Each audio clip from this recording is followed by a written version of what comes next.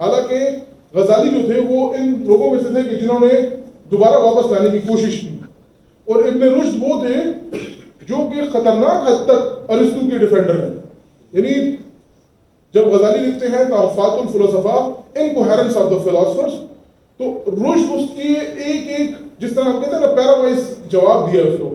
تو تحفات جو incoherence of the incoherence, یعنی اس نام کے اندر بھی آپ دیکھیں تھوڑی سی وہ تمسخر ہے نا، کہ وہ کہہ رہے ہیں جس فلسفے کو تم میرے استاد کے تھاٹس میں تم نے انکوہرنس بتائی، میں تمہارے تھاٹس میں تمہیں انکوہرنس بتاتا ہوں. تو رشد اس طرح کے تھے. تو رشد اگین چاہتے تھے کہ ہم ارسطو کی طرف واپس جائیں.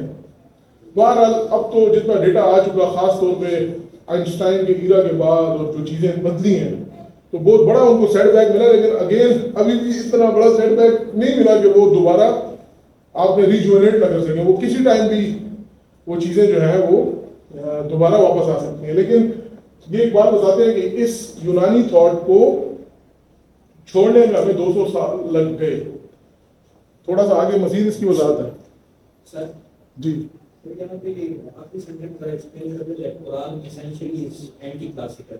جی کلاسیکل تھاٹ ہمارے یہاں یہ جو فلسفے میں 3 بڑے جو لوگ ہیں، سقراط، افلاطون اور ارسطو، ان کے تھاٹ کو کلاسیکل تھاٹ کہا جاتا ہے. آپ دیکھیں اسی زمانے کے جو پرانے زمانے کا گریک کلاسیکل لٹریچر پھر ہے، ٹھیک ہے، جو ڈانٹے کا ہے اور اس وقت کا ہے، تو اس ایج کو کلاسیکل ایج کہتے ہیں. تو اگین یہ بہت ہی لٹریچر کے اندر اس کے الگ مظاہر ہیں، فلسفے میں اس کے الگ مظاہر ہیں، تاریخ میں بھی بہت بڑا اس کا ایک کردار ہے. لیکن کلاسیکل ایج اسی کو کہتے ہیں جو یہ بڑے، آپ یہ دیکھیں کہ یہ ارسطو اور یہ جو لوگ تھے سقراط، یہ سب استاد شاگرد ہیں. اور ایسے نہیں ہے کہ خالی کتابوں سے، باقاعدہ بنفس نفیس یہ ایک دوسرے کو استاد شاگرد ہیں. تو یونانیوں کا بھی جو یہ دور ہے 300 بی سی سے 600 بی سی، یہ انتہائی کریٹو دور ہے یونانیوں. بعد میں آپ کہیں لیکچر میں آئے گا تو نیشے کا ذکر آئے گا. تو نیشے بھی اس نتیجے پہنچا، وہ بھی سمجھتا تھا کہ یہ تینوں مجرم ہمارے، ٹھیک ہے جی، اور وہ بھی پوری ایفرٹ یہ کرتا تھا کہ ہم پری سوکریٹک ایج کی طرف چلے جائیں، ٹھیک ہے. پر وہ بھی ایک لمبی گفتگو ہے، لیکن یہاں کلاسیکل سے مراد یہ محترم ہے.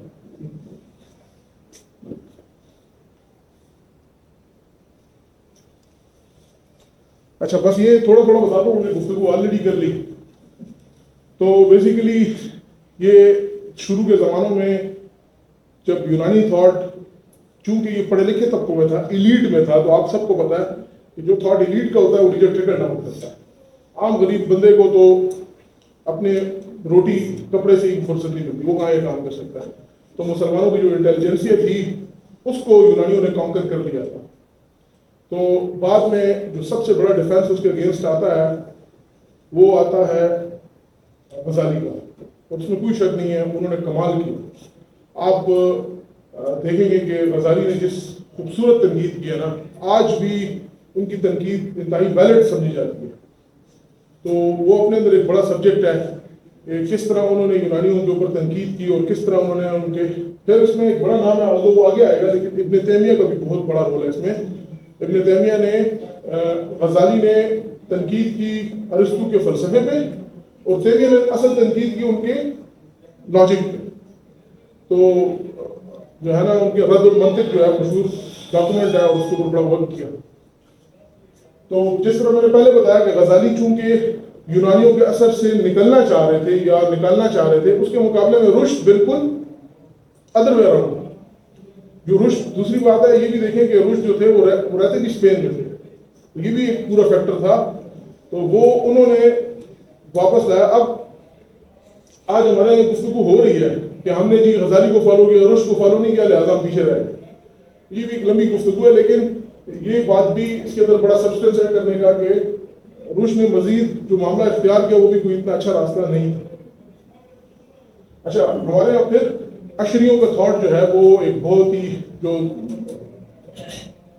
مذہب کے اندر بھی 2 طرح کے ائمہ ہیں. ایک ائمہ فقہ ہے جو ہمیں عام طور پر پتہ ہے، امام حنیفہ ہیں، امام شافعی ہیں، امام مالک ہیں، اور امام احمد بن حنبل ہیں، یہ فقہ کے امام ہیں. لیکن ہمارے ہاں بہت جو دینی حلقوں سے وابستہ ہیں ان کو پتہ ہے کہ عقیدے کا امام مستقل ایک الگ پورا معاملہ ہے. تو عقیدے کے اماموں میں اشعری جو ہے وہ ایک بڑے نام تھے, اور یہ اشعری صرف اس لیے ہو گیا کیونکہ جس طرح حنفی تھاٹ میں وہ ایفرٹ صرف امام حنیفہ کی نہیں تھی, وہ پوری ان کی تلامذہ کی اور ان کے شاگردوں کی سب کی ملا کے تھی, لیکن چونکہ ڈومیننٹ رول امام صاحب کا تھا تو وہ نام ادھر سے چلا. بلکہ انفیکٹ حنفی تھاٹ میں تو اوروں کی کنٹریبیوشن امام صاحب کی کنٹریبیوشن سے کئی زیادہ. اسی طرح اشعریوں کے تھاٹ میں بھی انہوں نے جو گفتگو کی وہ گفتگو کی جو ہے وہ عقیدے کے اوپر, ٹھیک ہے, جس طرح ارسطاٹل نے ایک کنسیپٹ آف گاڈ دیا, اب وہ ٹھیک تھا غلط تھا, تو جو فقہاء تھے ان کو تو اس سے گفتگو ہی نہیں تھی, وہ تو نکاح طلاق جو ہے نا قذف ان چیزوں پہ لگے ہوئے تھے کہ معاملہ کرنا تھا. یہ معاملہ عقیدے کے اماموں کا تھا, اس میں اشعریوں کا بڑا نام تھا. اس کے علاوہ ماتوریدی بھی ہیں اور بڑے ائمہ بھی اس میں ہیں. تو اقبال آل along ہمیشہ اشعریوں کو بڑا انہوں نے اپریشیٹ کیا. وہ سمجھتے ہیں کہ یہ اسپرٹ آف اسلام کے سب سے قریب رہے, ٹھیک ہے جی. تو یہاں پر بھی آپ دیکھیں تو اشعری thinkers were no doubt on the right path and anticipated some of the more modern form of idealism. On the whole, the object of Ash'arites' mood was simply to defend the orthodox opinion with the weapons of Greek dialectics. اچھا, اس کو آپ یہ ہماری تاریخ کا بہت ہی آپ کہیں کہ اچھا دور بھی ہے, لیکن اس میں کچھ ناخوشگوار واقعات بھی ہیں. یہ تو ابھی ہمیں صرف ایک ایکڈیمک بات لگتی ہے نا, لیکن جس وقت عباسی دور میں اور امیہ کے دور میں جب یہ تھاٹس ٹکرا رہے تھے نا, تو شروع میں تو یہ تھوڑے ریزیلینٹ تھے, ایک دوسرے کو افورڈ کر لیتے تھے. لیکن پھر ایسا ٹائم آیا کہ دونوں نے وہاں پر ایک فکر کھڑی ہوئی جس کو معتزلہ کہتے ہیں. ہم آگے بڑھیں گے. معتزلہ جو تھے وہ تھورو گوئنگ ریشنلسٹ تھے. جس طرح میں نے پہلے بتایا, وہ کہتے تھے کہ جو چیز ریزن سے نہیں سمجھ ہو سکتی وہ غلط ہے, تو آل آپ آؤٹ رائٹلی ریجیکٹ کر دو. تو معتزلہ جو تھے انہوں نے بہت بڑا چیلنج کھڑا کر دیا.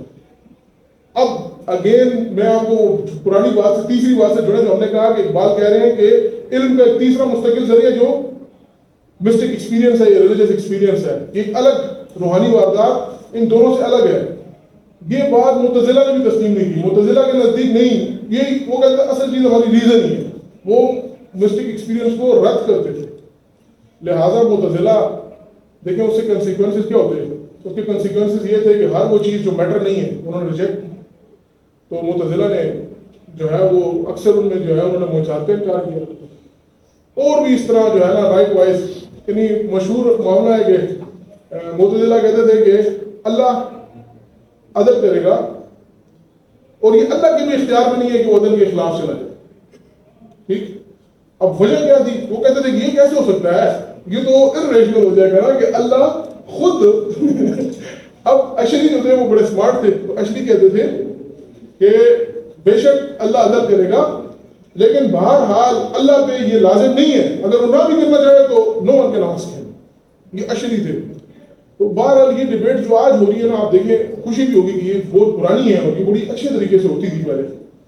تو اس کے مقابلے جو معتزلہ تھے وہ انہوں نے بالکل آپ سمجھیں ایک طرف سے بالکل اپنے آپ کو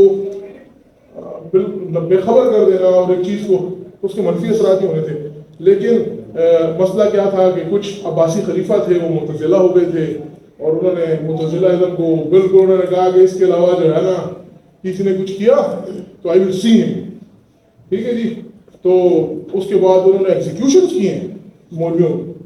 پھر اس کے بعد کیا ہوا کہ دو بادشاہ بدلے, تو تیسرا بادشاہ جو تھا وہ اجری ہو گیا. اس نے پھر جو ہے وہ معتزلہ کو ایک کو نکالا بلوں سے اور جو حال کیا. تو یہ بھی میں آپ کو دعوت بھی دیتا ہوں کہ آپ ضرور پڑھیں. جو مامون الرشید کا معاملہ تھا جو مرد میں تھا, وہ اس موضوعات پر اتنا انہماک سے لگا کہ اس نے 3 سال کی 4 سال اپنے دارالخلافہ ہی آیا ہو, اور اس نے اپنے وزیر کو چھوڑا ہوا تھا کہ do any thing you like. تو وہ اپنے آپ کو ڈیڈیکیٹ کر کے مرف کا علاقہ تھا ایران میں, ادھر صبح شام بس یہ باتیں گفتگو ہیں, اور وہ سالہ سال اس میں لگا رہا. بہرحال تو اقبال یہ کہتے ہیں کہ معتزلہ کی ایفرٹس جو تھیں وہ انہوں نے کہا کہ اس سے فائدہ نہیں ہوا, نقصان ہی ہوا.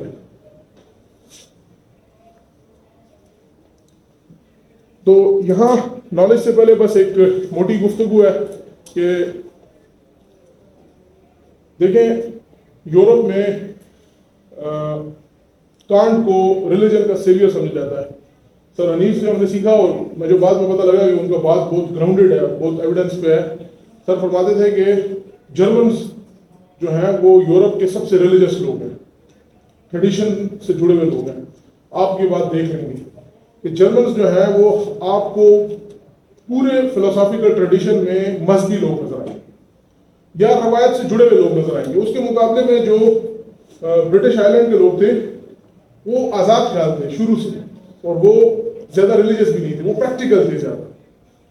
تو ہوا یہ کہ جو ان کے کچھ فلسفی پیدا ہوئے جیسے ڈیوڈ ہیوم اور جو ہے نا ہابز اور ایک اور محترم تھے, تو انہوں نے اپنی پوری فلسفی کی بنیاد رکھی سینس پرسیپشن پہ, اور ہوتے ہوتے جب وہ 200-300 سال اس کے الگ الگ ورژن آتے چلے گئے, تو جس وقت کانٹ آیا تو اس وقت پورے جرمنی میں خطرناک حد تک مذہب جو تھا وہ سائڈ لائن ہو گیا تھا, اور کم سے کم لوگ تو مانتے تھے لیکن جو اکیڈیمیا تھا یا انٹیلیجنسیا تھا اس کے اندر بہت اس کو کارنر کر دیا گیا تھا. یہ وہی معاملہ جو میں نے اس سے پہلے معتزلہ کا بتایا کہ اسلامی دنیا میں معتزلہ نے ادر وے اراؤنڈ کیا ہوا تھا بالکل. تو سر جس طرح یہ معتزلہ ہے, یہ تو واصل بن عطا جو ڈسائبل تھا حسن البصری کا, تو اس کی وہ کانفرنس تھی, کچھ وہ بات کر رہے تھے, ڈسکس کر رہے تھے, تو اس نے جو کوشچن کیا تھا تو اس کی بنیاد پر اس کو نے ایکسکلوڈ کیا تھا. So don't you think that they were less tolerant? تو دیکھیے میں نے اس سے پہلے عرض کیا کہ دونوں طرف سے اس میں معاملہ نظر آتا ہے نا, یہ ایک طرف سے نہیں تھا. وہ اپنے آپ کو معتزلہ نہیں کہتے تھے, یہ تو بالکل ایسے ہے, میں بہت زیادہ ادب سے عرض کرتا ہوں لیکن یہ ہمارے ہم سمجھنے میں آسان ہوگا, ہم لوگوں کو وہابی کہتے ہیں. وہ اپنے آپ کو وہابی کہتے ہوئے اچھا فیل نہیں کرتے, وہ اپنے آپ کو کہتے ہیں ہم اہل حدیث ہیں.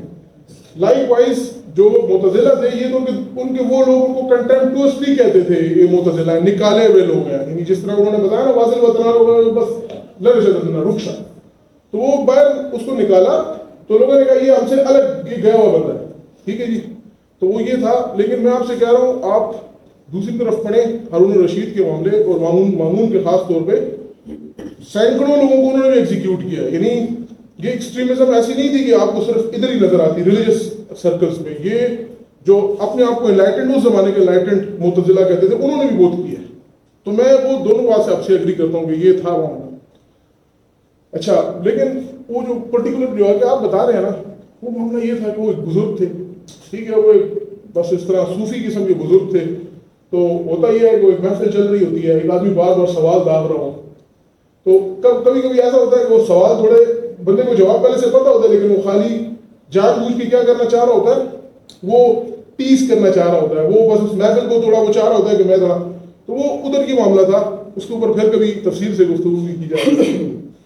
اچھا تو بہرحال میں نے بتایا کہ جرمنی کے اندر یہ معاملہ ہوا, تو کانٹ نے وہ بات کی جو میں نے سے پہلے بتا دی کہ کانٹ نے کہا کہ ریزن سے نہ تم افرم کر سکتے ہو اور نہ تم ڈینائی کر سکتے ہو.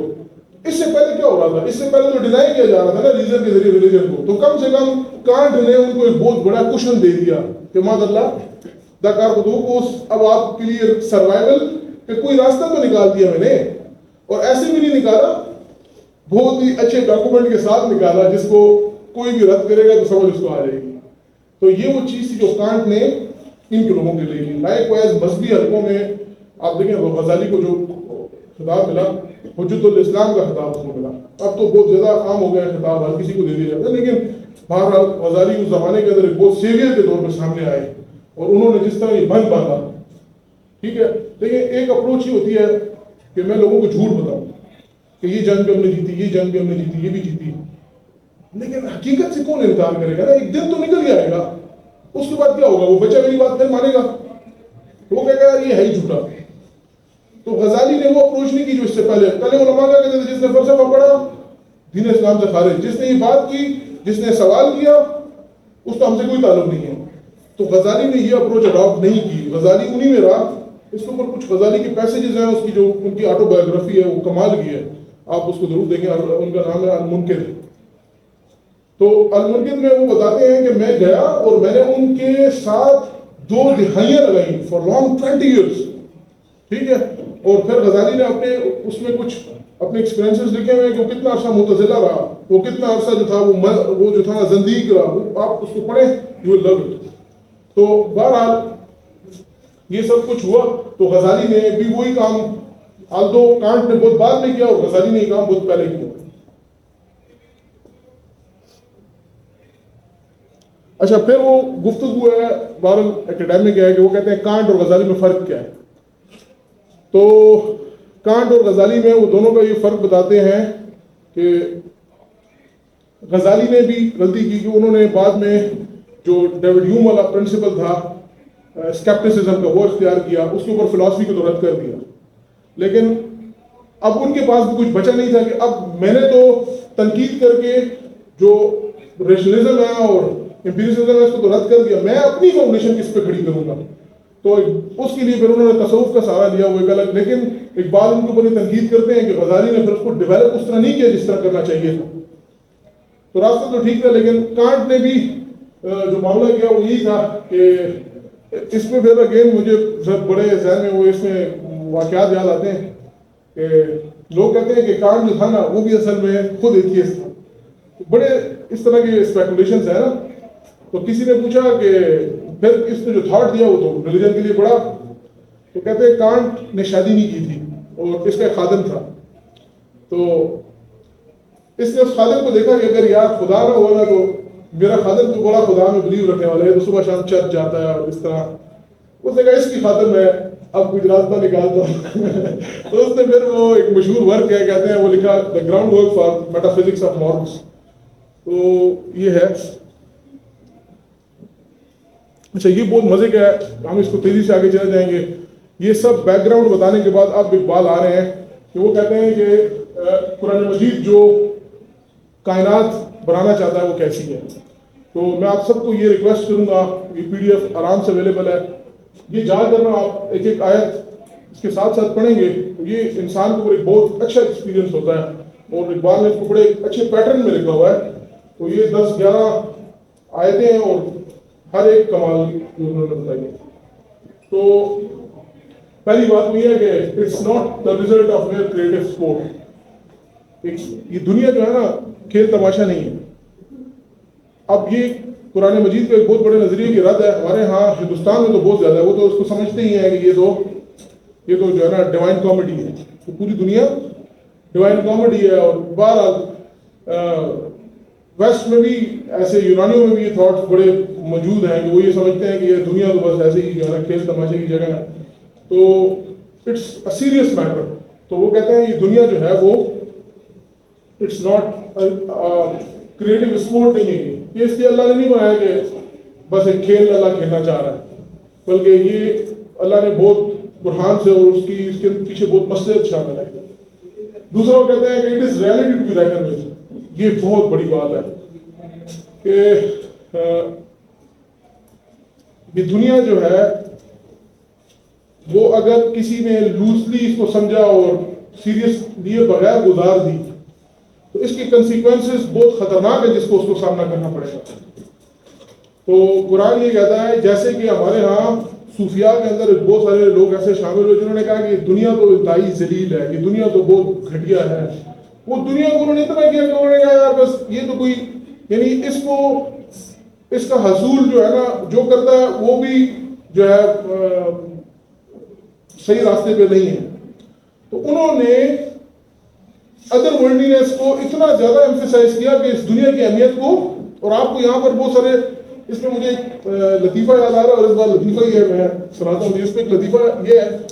تو کہتے ہیں کہ جس زمانے میں جو تھا یہ نہرو تھے تو ان کو رپورٹس آئیں کہ جو دیوبند ہے ادھر آپ کے خلاف جو ہے وہ پوری تحریکیں اٹھ رہی ہیں اور ڈر ہے کہ یہ جو ہے نا دوبارہ مسلمان جو ہے یہ کوئی کو کریں گے اور مسائل پیدا کریں گے. تو انہوں نے اپنے انٹیلیجنس کے جو وہ ہوتے ہیں ٹینٹیکلز وہ اسٹینڈ کیے اور انہوں نے دیوبند میں داخلے لیے اور وہ اندر گئے.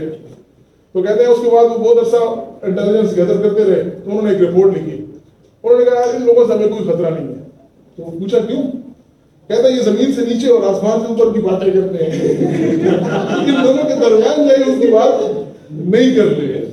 تو مطلب یہ تھا کہ جو ہے یہ دنیا آپ کو ایسے لوگ ملیں گے کہ جو ایسا ہی کرتے ہیں. ٹھیک ہے.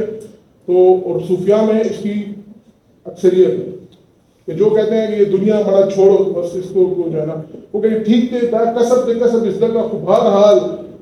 اور آپ دیکھیں گے اقبال کا نظریہ یہ ہے کہ وہ کہتا ہے کہ جو لیبارٹری میں کام کر رہا ہے وہ بیسیکلی اللہ کی رضا حاصل کر رہا ہے, وہ یہاں تک اس کو عبادت سمجھتا ہے. بعد میں جی یہ سمجھنے کے لیے سوال ہے میرا, یہ 300 صوفیاء کا نام بتایا جو کہہ رہے ہیں کہ دنیا کو چھوڑ دیں.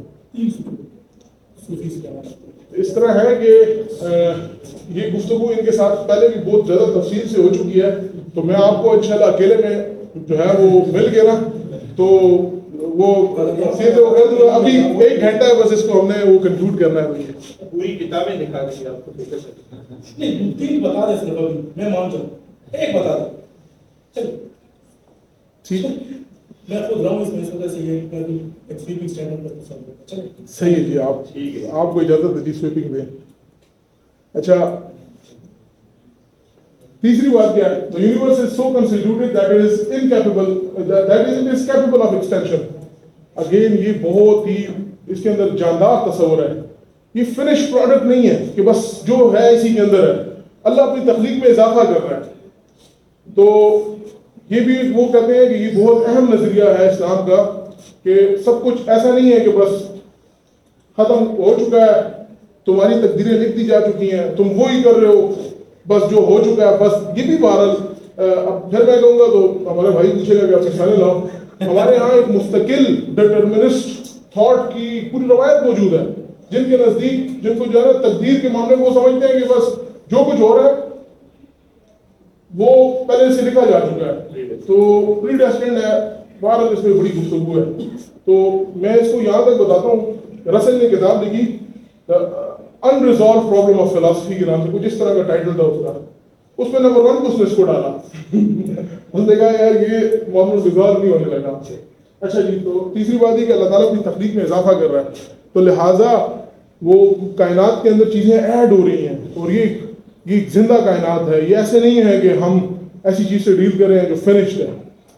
سر یہاں پہ کوشچن ہے کہ آپ کہہ رہے ہیں کائنات جو ہے اس میں اضافہ ہو رہا ہے, تو اس میں کون ہے جو اس میں جس کے ذریعے اللہ تعالیٰ اضافہ کر رہا ہے, جس میں ایک بات میں ہمیں بھی کرے کہ میرے کو ورکر آپ صلی اللہ علیہ وسلم اس کے بارے میں تھرو کس کے ذریعے, جیسے ہماری صدائے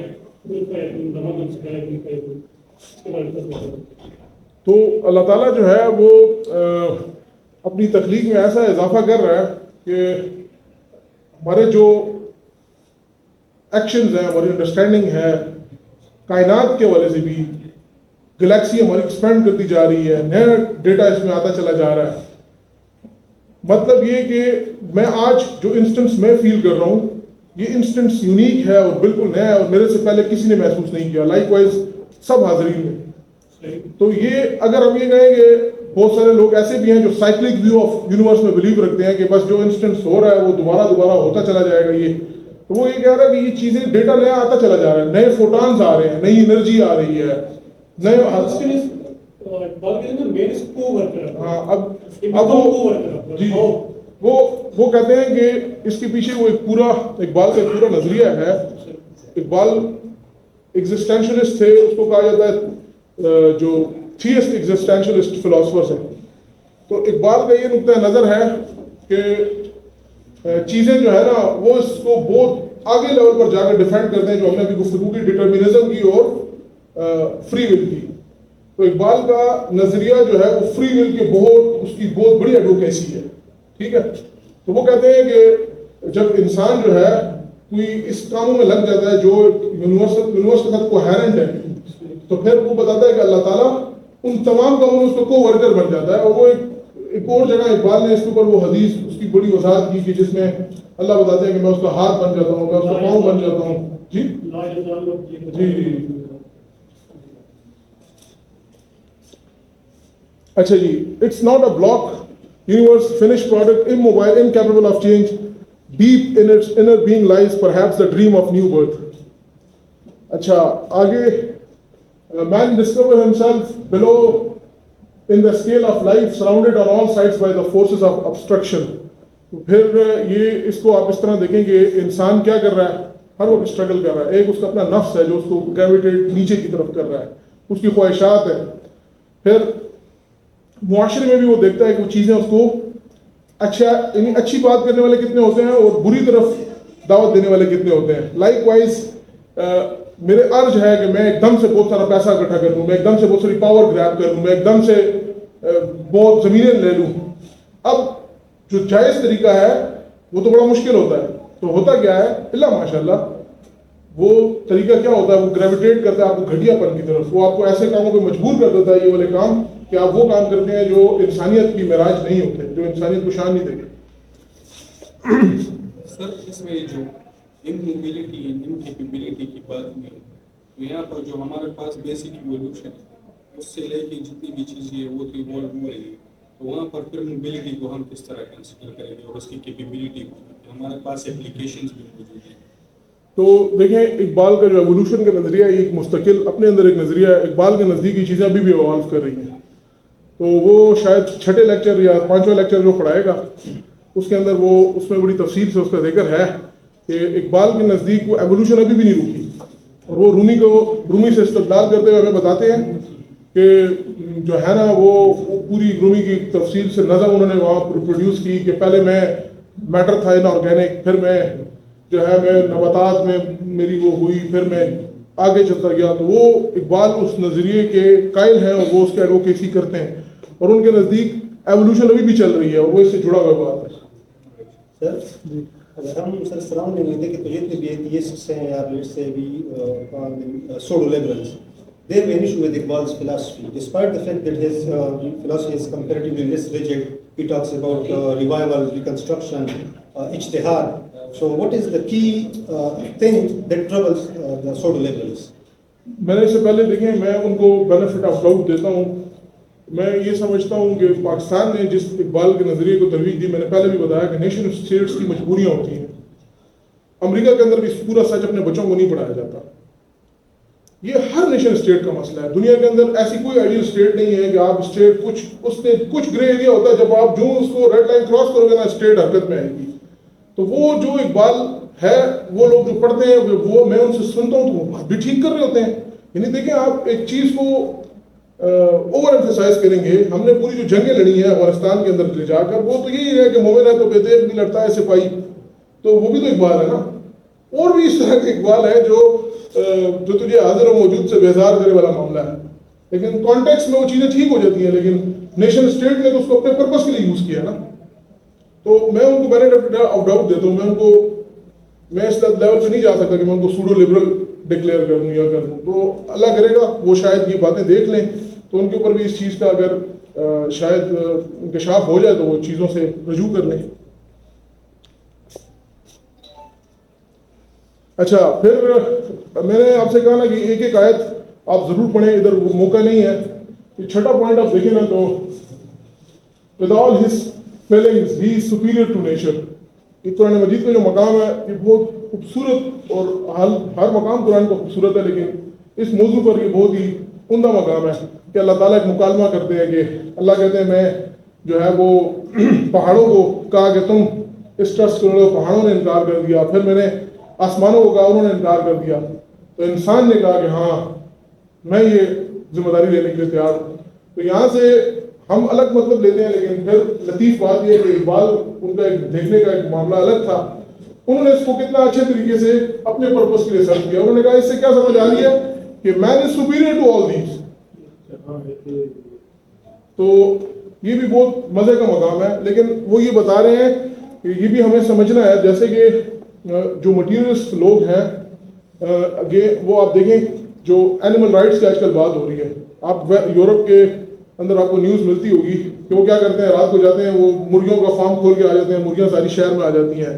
وہ گایوں کہتے ہیں کہ آپ لوگ کیوں ذبح کر رہے ہو. پوری موومنٹس چل رہی ہیں کیونکہ ان کے نزدیک ہم سب اس وقت ایوولوشن کی جس لیول پہ پہنچے ہم سب ایکویولنٹ ہیں, ہم سب برابر ہیں. تو جب وہ برابر سمجھتے ہیں, میں نے آپ سے کہا کہ آؤٹ لک سے بڑا فرق پڑتا ہے میں کیا بلیو کر رہا ہوں. ہمارے یہاں تو خوش قسمتی یہ ہے کہ ہمارے لوگ بلیو بس کر لیتے ہیں بس پوچھے بغیر. اگر جس دن سوچنا شروع کر دیا تو معاملے جو ہے وہ اس میں بڑے مسائل پیدا ہوں گے. پھر فلاسفی ڈپارٹمنٹ حکومت کو خیال آئے گا اس کو پھر وہ مضبوط کرے گی. اچھا جی, آج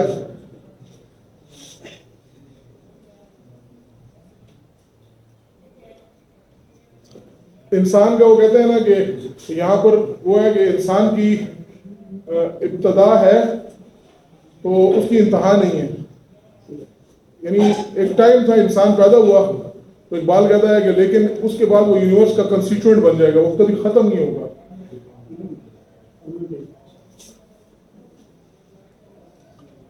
اب میں نے سب سے بڑا گستاخی کی یہ پورا پیسج لکھا, لیکن یہ پیسج بہت ہی مزے کا پیسج ہے. تو انسان کو کہتے ہیں کہ اللہ تعالیٰ نے یہ کمال دیا ہے کہ جب اس کو یہ فورسز آف نیچر, یہ میٹر اس کو نیچے کی طرف کھینچ رہا ہوتا ہے, تو اس کے اندر پھر یہ ہمت موجود ہے کہ وہ اس کے اگینسٹ ایک انقلاب لانے کی کوشش کرتا ہے, وہ اس کے اگینسٹ ریزسٹ کرتا ہے ہر لیول پر. اگر ایک شخص ہے وہ ایک برے عمل سے بچتا ہے, وہ بھی بہت بڑی ریزسٹنس ہے جو وہ اوور کم کرتا ہے اپنی جبلتوں کے خلاف, اپنی انسٹنکٹس کے خلاف. تو وہ جو ہے نا کہتے ہیں کہ انسان کا جو دل ہے وہ, جس کو اقبال نے کہا نا پھول کی پتی سے کٹ سکتا ہے ہیرے کا جگر, تو یہ وہ معاملہ ہے کہ وہ کہتے ہیں کہ کہنے کو یہ اتنا سافٹ ہے, اتنا نرم ہے, لیکن پھر جب انسان کھڑا ہوتا ہے تو وہ پوری کائنات کو تسخیر کر دیتا ہے. تو آج اس بات کو سمجھنے میں شاید ہمیں تو ذرا برابر ہونی ہوگی کہ آج انسان نے نیچر کو بارش خود کر رہا ہے. مرغی جو 6 مہینے پیدا ہوتی تھی اس کو 20-25 دنوں پہ لے آیا. لائک وائز نیچر کو تو ہم نے ایک زمین ہے اس کے اندر فاسفورس نہیں ڈالو, اس میں سے فصل نکلنا شروع ہو گئی. نہر نہیں تھی, نہر موڑ کے لے آیا. پانی نہیں تھا, پانی کو کمال کیا نیچر کے ساتھ ہم نے. میں جی بس اس کو اس پہ لاتا ہوں کہ یہ میرا ٹائم مجھے لگتا ہے کم رہے گا جی. ٹھیک, اچھا یہ دیکھیں جی نو پوائنٹ جو ہے, it is a lot of man to shape his own destiny as well as that of the universe, and in this process of progressive change God becomes co-worker with him and provided man takes the initiative. تو یہ وہ بات اس سے پہلے بھی کر چکے کہ انسان ڈیڈ میٹر نہیں ہے جو کہ تھپیڑوں کے اوپر ہو کہ بس یہ وہ جو اپروچ آپ دیکھیں گے بڑی کامن ہے. یعنی مجھے تو بعض اوقات لگتا ہے کہ ہمارے سارے مسئلے ہی ادھر سے جو ہے وہ نکل رہے ہوتے ہیں کہ ہم ہر چیز دوسرے پہ ڈالنا چاہتے ہیں. یعنی میں اگر ایگزام کوالیفائی نہیں کرتا تو میں طریقے سے مانوں کہ یار ٹھیک ہے میں نے اتنا نہیں پڑھا, مجھے کرنا چاہیے, میں کیا کروں گا, او جی میرے گھر کے بڑے مسئلے تھے, میں تو یہ کر رہا تھا, میرا ابو تو نہیں دے رہا, دہی لینے جاتا تھا, سو آن اینڈ سو فورتھ نا. تو لائک وائز ہم ایکسکیوزز دیتے ہیں. تو اس میں ایک بات کہتے ہیں نا کہ خبر نہیں کیا ہے نام اس کا, خدا فریبی کی خود فریبی, عمل سے فارغ وقت چنو بنانے تقدیر کا وقت. جی ایسے ہی. تو ہوتا یہ ہے کہ جو کچھ ہو جاتا تو ہم کہتے ہیں کہ یار بس اب اللہ پہ ڈال دو اس کو. تو یہ تو ہمارا ایک عام اپروچ ہے, لیکن یہ اقبال کا بہت مستقل نظریہ ہے, اور اپنے اندر میں سمجھتا ہوں کہ جو شوق رکھنے والے لوگ ہیں وہ اس میں جو ڈاکٹر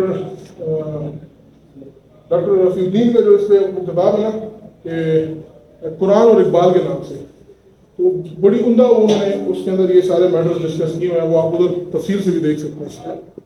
اس میں علامہ اقبال میں آپ یہ کہنا چاہ رہے ہیں بات سے کہ وہ فیٹرسٹک نہیں تھے, اور یہ نہیں کہتے کہ پہلے ڈیسٹنی اگر انسان اگر انیشیٹو ہے تو کیا اس کو ہم دیکھ نہیں کر سکتے جو نیچے کا کنسیپٹ ہے ول ٹو پاور, وہ بھی یہ کہتے ہیں کہ اوور کم کرنا انیشیٹو ہے, ان کے درمیان آپ کیسے اس نہیں وہ تو الگ کنسیپٹ ہے نا. دیکھیں نیچے خود ایک وقت میں ایگزسٹینشلسٹ تو ہے, لیکن ول ٹو پاور ایگزسٹینشلزم نہیں ہے, وہ کچھ اور ہے. وہ کہتا ہے کہ اصل چیز پاور ہے, جو چیز پاور سے مرج کرتی ہے وہ ٹھیک ہے, جو چیز ویکنس سے مرج کرتی ہے وہ بیڈ ہے. اس کی ڈیفینیشن ہی غلط ہے نا. وہ تو جو کچھ ہوا ہٹلر نے پھر جو کیا, نازیوں نے جو کیا, وہ تو اسی کا ایک شاہ فسانہ تھا نا. کہ آپ کو دیکھیں کہ ادھر اس نے کیا کیا, یہ ڈاکومنٹڈ بات ہے, اس نے آئی کیو ٹیسٹ کرائی یونیورسٹیوں کے اندر, اور جس بچے کا آئی کیو ایک خاص لیول سے نیچے نکلا, انہوں نے اس کو جو ہے وہ خاص ٹریٹمنٹ دے کے وہ دوبارہ بچے ہی نہ لا سکے. کہتا ہے یہ بندہ اس قابل ہی نہیں تھا کہ یہ آگے بچے رہے. ٹھیک, یہ جرمنی میں ہوا ہے. اس کے اوپر بعد میں جو ٹرائل جو ہیں وہ مشہور ٹرائلز جو ہیں نیورنبرگ ٹرائل میں, یہ آپ دیکھیں تو پھر تو دیکھیں ول ٹو پاور میں تو یہ معاملہ ہوگا. پھر ول ٹو پاور میں آج جو اسرائیل فلسطین کے ساتھ کر رہا ہے, بس وہ تو ایکسپلینڈ ہے نا. پھر تو ٹھیک ہے, وہ تو ول ٹو پاور ہے, بس اس نے کہا بھائی میرے پاس پاور ہے, آئی ول سی یو. تو پھر تو کوئی مورالٹی بیچ میں نہیں آتی. تو اقبال ایگزسٹینشلسٹ تو ہے, لیکن اقبال اس ول ٹو پاور کے قائل نہیں ہے جو نیشے کے نزدیک ہے. جی بڑا مسئلہ ہے یونیورسٹی کی بات مسئلہ بھی سر یہ انہوں نے بھائی نے بھی بات کی. اصل میں کسی بھی طبقے کی نمائندگی کون کرتا ہے اس کو ریکگنائز کرنا بڑا ضروری ہے. صوفیہ کی بات کی تو تمام میں سے ہے نظام الدین مولوی وہ ابوالحسن ندوی رحمۃ اللہ علیہ نے لکھا ہے اس میں کہ ان کی خانقاہ میں سلطنت دہلی کی باقاعدہ افیئرز ڈسکس ہوتی ہے. ٹھیک اب ان کا کام اعمال و ذکر سے ہے تو وہ کرتے. ٹھیک پہلی بات. دوسری بات اس پر سر تدبیر کے معاملے میں بات ہے تو محافظ دہلی صاحب کی کتاب ہے ایمان کیا ہے اس میں ایک جملہ ہے جس نے شاید میرا بڑا مسئلہ حل کر دیا. شاہ کشمیر رحمۃ اللہ نے فرمایا کہ تدبیر کے مقابلے میں انسان کو اختیار حاصل ہے اس اختیار پر اختیار حاصل ہے اس اختیار پر اختیار حاصل نہیں ہے. اور اس جملے نے بڑے سارے لوگوں کا مسئلہ حل کر دیا. تیسری بات کو ورکر کی بات کی. علامہ کی اس کو ورکر کی فلسفی کو سمجھنے کے لیے ذرا مدارس طے کرنے پڑتے. ایک میں ذرا بتا دوں صوفیہ میں ایک مقام ہے قیوم زمان. تو مشاہدے کے بعد علم سے یہ بات سمجھ نہیں آئے گی مشاہدے سے سمجھ. چھوٹی بات ہے علی اجمیری کو صوفیہ باب الہند کہتے ہیں. تو وہاں سے جو حکمت کا معاملہ اقبال پر کھلا اس کے کھلے بغیر یہ بات شاید سمجھ نہ آئے. اور پانچویں بات پھول کی پرتی سے کٹ سکتا ہے ہیلے کا. اب یہ بات جو ہے یہ بھی چشتیہ کے مابین یہی ہے کہ پیاز کے چھلکے کی طرح دل میں لطائف. تو وہ ایک چھلکا جو ہے وہ کھلتے ہیں تو اس لطائف سے حکمت کے فوارے ٹوٹتے ہیں. تو بات میری ہے کہ علامہ کی بہت ساری باتیں جو علم کے پیراہے میں ہیں وہ مشاہدے کی اسٹینڈ پوائنٹ سے ہمیں کہہ رہے ہیں. لیکن ہم اپنی کامیابی اس کو سمجھتے ہوئے ہم علم سے چاہتے ہیں کہ اس کو. اصل میں آپ لیٹ آئے نا, ہم نے اس موضوع پر بہت تقریباً 20 منٹ ہم نے صرف اس بات پر لگائے کہ علامہ اقبال اس چیز کا رد کرنے کی بات کر رہے ہیں جو آپ فرما رہے ہیں کہ وہ کہتے ہیں جو روحانی واردات ہے یہ مستقل الگ علم کا ذریعہ ہے. نہ وہ ریزن ہے نہ وہ سینس پرسیپشن ہے. وہ سمجھتے ہیں کہ جب آپ کسی بھی مذہبی بات کو سائنس سے افرم کرنے کی کوشش کرتے ہو تو آپ اصل میں ایک گھٹیا کام کر رہے ہو. اقبال کے نزدیک وہ کہتے ہیں کہ وہ جو مسٹک ایکسپیرینس ہے اس کے معاملات بھی الگ ہیں. ٹھیک ہے, اس کے تو ہم نے اس کے اوپر بہت تفصیلی گفتگو کی. تو انشاءاللہ میں تو آرگنائزر سے ریکویسٹ کروں گا کہ اگر وہ تصوف پر ان کا بھی جو ہے وہ ایک سیشن کرے تو اس میں اس پہ تفصیل سے بھی بات ہو سکتی ہے. سر ایک سوال ہے. جی پلیز. اس میں غزالی کی کنٹریبیوشن سے آگے ایک ڈسکشن شروع ہوتی ہے تھاٹ اور انٹیوشن کی. اکثر تھاٹ میں اور انٹیوشن میں ہم فرق کس طرح کریں گے کہ جو چیز میرے پاس آ رہی ہے وہ تھاٹ سے آ رہی ہے یا انٹیوشن سے آ رہی ہے. تو تھاٹ میں انٹیوشن میں ہم سے فرق کس طرح کر سکتے ہیں.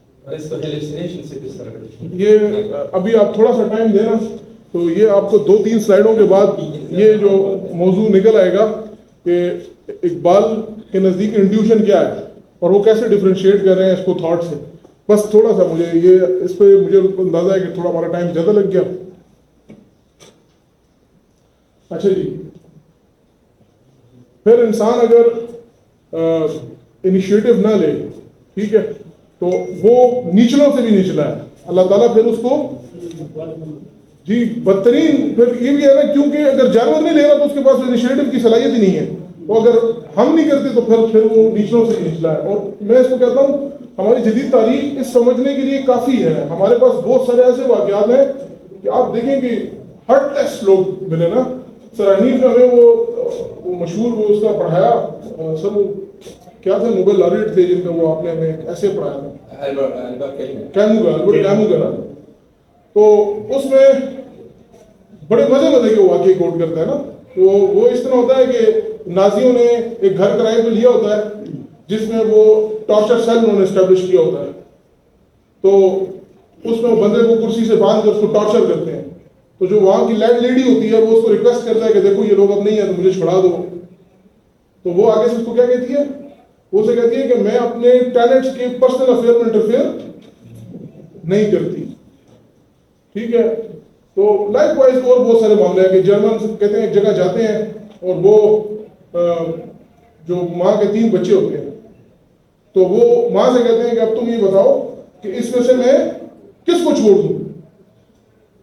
یعنی 3 بچوں میں سے ہم نے 2 کو مارنا ہے، اب تم بتا دو. ماں کو کہتے ہیں کہ میں ان دونوں میں سے تینوں میں سے ایک کو اسپیئر کر دوں گا. اب یعنی یہ دیکھیں پھر وہ جب بات نکلتی ہے تو وہ پھر بڑی انسان پھر گرتا ہے، تو پھر اس کی گراوٹ کا بھی کوئی اینڈ نہیں ہے. پھر 11واں پوائنٹ، قرآن مجید نے آبزرویشن کے اوپر، مشاہدے کے اوپر بہت ایمفیسس دیا ہے. اور ہم نے کہا کہ اللہ تعالیٰ ہمیں وہ مختلف آیتوں میں ہے کہ وہ کائنات پر غور و فکر کی دعوت دیتا ہے.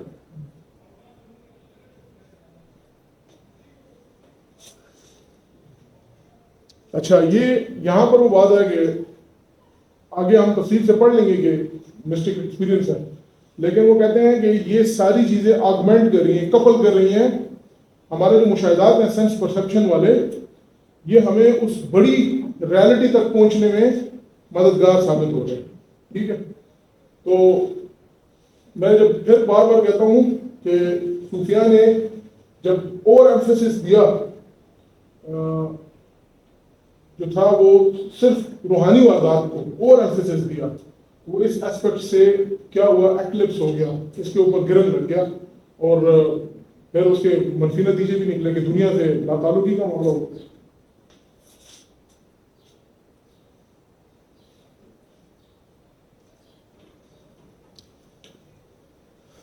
اچھا جی، یہاں پھر وہ بحث ہے کہ دل جو ہے، سائنس کہتی ہے کہ وہ تو صرف ایک پمپنگ ایجنٹ ہے دل کو، لیکن اقبال کہتے ہیں کہ دل کا معاملہ جو ہے وہ اس سے آگے ہے. اگر آج معتزلہ ہوتے تو معتزلہ نے یہ کہنا تھا کہ یار دل کا کام خون کو پمپ کرنے سے زیادہ کچھ نہیں ہے. ٹھیک ہے جی، تو وہ پھر اس کو کہتے ہیں کہ جو روحانی واردات کو یا ایک مسٹک ایکسپیرینس کو آبزرو کرنے کے لیے وہ کہتے ہیں دل کا اس میں بہت ہی کلیدی کردار ہے. اور the heart is a kind of inner intuition or insight which in the beautiful word of Rumi feeds on the rays of sun and brings us into contact with the aspect of reality other than those open to the sense perception. It is, according to Quran, something which sees and its reports, if properly interpreted, and never falls. We must not, however, regard it as a mysterious special faculty. It is rather a mode of dealing with reality in which sensation in its psychological sense of word does not play any part. Yet the vista of experience thus open to us is as real and concrete as any other experience. اچھا، اس میں آپ دیکھیں تو اقبال کا جو ایک اور نظر آتا ہے کہ اس کا آبجیکٹو انسان کو مخاطب کرنا تھا. حالانکہ اس کی آڈینس زیادہ تر مسلمان تھی، لیکن پورے لیکچر میں آپ پورے ریکنسٹرکشن میں پورے دیکھ لیں تو اس کو کوشش، اس کی ایمفیسس یہ تھی کہ وہ ایک جس طرح قرآن مجید کا مخاطب انسان ہے تو وہ بھی کوشش اس نے کی کہ میں بھی اپنا خطاب انسان سے رکھوں، انسٹیڈ کہ کسی مسلمان ہندو یا اس کو تقسیم نہ کروں بلکہ انسان کو ایٹ لارج. تو وہ یہ کہہ رہا ہے کہ آج جس زمانے میں ہم رہ رہے ہیں یہ بات کسی کو سمجھانا آلموسٹ امپاسبل ہو گئی ہے. آپ کسی صحیح سائنٹسٹ ہو جو سائنس کے پرنسپل کو سمجھتا ہو اور آپ اس کے ساتھ بیٹھیں اور اس کو سمجھائیں کہ مسٹک ایکسپیرینس بھی ہوتا ہے، تو پھر آپ ضرور اس کا اپنا مشاہدہ شیئر کریں کہ وہ آپ کو، یعنی بہت مشکل کام ہے کہ اس زمانے میں اس کو اس ساری چیزوں کو وضاحت کرنا. اس کی بہرحال 5 کریکٹرسٹکس بتائے، اس کے ساتھ یہ معاملہ ختم ہو جائے گا. تو اقبال فرماتے ہیں کہ جو روحانی واردات ہے اس کے 5 کریکٹرسٹکس ہیں کہ اس کا ایک وہ یہ ہے کہ امیڈیسی ہے، اس کے اندر سارے ایکسپیرینس امیڈیٹ ہے. مثال کے طور پہ ایک دم سے یہاں ایک اے سی لگا اور وہ مجھے گرم ہوا دے تو میں امیڈیٹلی اس چیز کو میں وہ گراسپ کر دوں گا. لیکن کچھ ایکسپیرینسز ایسے ہوتے ہیں کہ جیسے میں آپ سے کہوں کہ 10 × 6 × 6 کے کتنا ہوتا ہے، تو آپ کچھ ٹائم لگاؤ گے، آپ امیڈیٹلی پہنچ رہے ہو آپ تب بھی ریالٹی پہ، لیکن اب آپ نے کیا کرنا ہے اس کے اوپر جی تو اسٹیپس. تو وہ کہتے ہیں کہ مسٹک ایکسپیرینس کا مثال ایسی جیسے ہمارا عام تجربہ ہوتا ہے، یہ بھی بعض اوقات جو ہے وہ. تو اب اس کو اگین مجھے سب سے مشکل پورشن جو ہے وہ میرے حصے میں انہوں نے ڈال دیا، تو میں اس کو کچھ مثالوں سے ہی واضح کرنا چاہوں گا کہ بعض اوقات بہار کے موسم میں ایک آپ محسوس کریں گے ہوا چلتی ہے نا، تو اس خوشگوار ہوا کا جو آپ کی نفسیات پہ اثر ہوتا ہے، آپ ایک دم سے آپ کے اندر ایک ایسی فریشنس آتی ہے جو آپ ایکسپلین نہیں کر سکتے کہ ایسا کیا ہوا اس ایک جھونکے سے میرے پہ اثر. تو وہ اثر کیا آپ کسی سے کمیونیکیٹ کر سکتے ہیں؟ آپ جتنا بھی شاید تو کوشش اچھی کر لیتے ہیں، لیکن شاید میں اپنی 100% ایکسپریشن کو تو نہیں لا سکتے نا. عام آدمی تو بہت اسٹرگل کرے گا کہ میرے پہ کیا واردات گزری. ٹھیک ہے، تو لائک وائز یہ روحانی واردات کو آپ اس طرح سمجھ سکتے ہیں کہ اس قسم کے مختلف چیزوں میں آپ کو ایک خاص قسم کی ایک کیفیت ملتی ہے، اور اس کیفیت میں بس آپ کے اندر آپ کی ہر کچھ شب و روز کے بارے میں جو آپ کا نظریہ ہوتا ہے وہ ایک آل ٹوگیدر بدل جاتا ہے، اور آپ ایک اپنے آپ کو ایسا محسوس کر رہے ہوتے ہو کہ میں اب وہ انسان نہیں رہا جو اس لمحے سے پہلے تھا. تو یہ روحانی واردات کی ایک سب سے بڑی بات جو امیجیٹ ہے، ان اینالائزیبل ہولنس ہوتی ہے. میں نے پہلے جس طرح اگزامپل دی کہ وہ بریک اپ میں نہیں ہوتا کہ آپ اس کو حصے بکروں میں سمجھو، وہ ایک پورا بس ایکسپیرینس ہوتا ہے جو آپ میں آ جاتا ہے. تو 2 کریکٹرسٹکس ہو گئے. تیسرا کریکٹرسٹک یہ ہے کہ intimate relation with a unique other being. تو یہاں اگر وہ اللہ تعالیٰ کے ساتھ ہے تو اللہ تعالیٰ کے ساتھ آپ کو ایک بہت ہی قریبی، جس طرح اللہ فرماتے ہیں کہ وہ میں اس کی شہرت سے بھی زیادہ قریب ہوتا ہوں. تو پھر اس کو اپنے کریڈٹ پہ نظر آتا ہے یا اس کو فیل ہوتا ہے کہ میرے کتنا وہ دوسری بینگ میرے قریب ہے.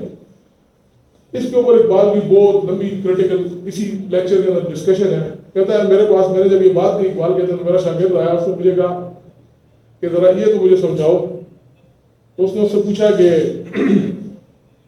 اللہ تو انفینٹ ہے، وہ جو باتیں ہوتی ہیں اس کے ساتھ کیسے، یہ سب معاملات اس نے سوال کے سامنے رکھے کہ کیسے ممکن ہے کہ تمہارا اس کے ساتھ ایک ایسا تعلق بن جائے نا. تو پھر اگین فلسفی کو تو بڑے ایڈوانٹیج حاصل ہوتے ہیں. وہ تو ذرا اس نے سے کہا کہ مجھے آج تم یہ افرم کرو گے کہ تم ایگزسٹ کرتے ہو، تم نے مجھے یہ سمجھانا ہے. اقبال نے اسے کہا ٹھیک ہے. تو اس نے جو سمجھاتا تھا، اقبال سے کہتا تھا کہ تم مجھے ٹچ کرو تو تمہارا میٹر ہے. ٹھیک ہے، یہ تو تم تو نہیں ہونا. ٹھیک. بہرحال وہ ایک لمبی گفتگو کے بعد اس نے کہا کہ مجھے تمہارے اندر جو کانشیسنیس ہے وہ میں ڈائریکٹلی کنسیو میں بھی نہیں کر سکتا، لیکن تم ہل رہے ہو، میں بھی اس طرح ہلتا ہوں، میں بھی اس طرح پیدا ہوں. تو میں اس ہیبٹ کی وجہ سے تو یہ کہہ سکتا ہوں کہ تم بھی وہی سوچتے ہو گے جو میرا کانشیسنیس ہے، لیکن میں 100% فائنلٹی سے یہ نہیں کہہ سکتا کہ تم ایک الگ کانشیس بینگ ہو. مجھے تمہاری میٹر کا پتہ ہے، جس طرح مجھے ایک اینیمل کا پتہ ہے کہ وہ بیہیو کر رہا ہے، اس طرح مجھے تمہارا بھی پتہ ہے. اب تم کیا کانشیس بینگ ہو، میرے پاس کوئی ٹول نہیں ہے. بہرحال لمبی گفتگو ہے، اس کو یہاں پر کنکلوڈ اس طرح کریں گے. اس پہ وہ کہتے ہیں روحانی واردات میں اقبال کہتے ہیں کہ آپ کا دوسری ذات کے ساتھ ایک بڑا قریبی وہ، یہ میں نے پہلے بھی بتا دیا کہ یہ واردات جو ہے کمیونیکیبل نہیں ہوتی.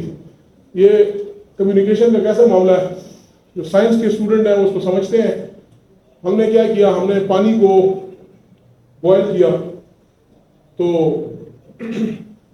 ہم نے دیکھا کہ سطح سمندر پر پانی جو ہے وہ 100 ڈگری سینٹی گریڈ میں بوائل ہو جاتا ہے. لیکن ہم جب سطح سمندر سے اوپر اٹھتے ہیں تو پانی کا بوائلنگ پوائنٹ نیچے گرنا شروع ہو جاتا ہے. ٹھیک ہے، اور ماؤنٹ ایوریسٹ پہ 70 کے قریب پہنچ جاتا ہے، 71 کے قریب پہنچ جاتا ہے. تو اب مسئلہ ہوا، انہوں نے پھر اس کے اندر ایک ٹرم ایڈ کی کہ boiling point of water is 100 degree centigrade at sea level. اب ڈیفینیشن ٹھیک ہو گئی. تو اب سی لیول پر تم 10,000 مرتبہ بھی وہ ایکسپیریمنٹ دوبارہ کر لو، مرکری تھرمومیٹر تمہیں سینٹی گریڈ اسکیل کے اوپر 100 ہی بتائے گا. ایسا ہے نا. تو سائنٹیفک جتنی بھی باتیں ہوتی ہیں وہ کمیونیکیبل ہوتی ہیں، آپ اس کو آبزرویشن کو کمیونیکیٹ کر. لیکن جو روحانی واردات ہے جو آپ کو محسوس ہو گیا، ان محسوسات کو شیئر کرنا وہ لینگویج سے پاسبل نہیں ہے.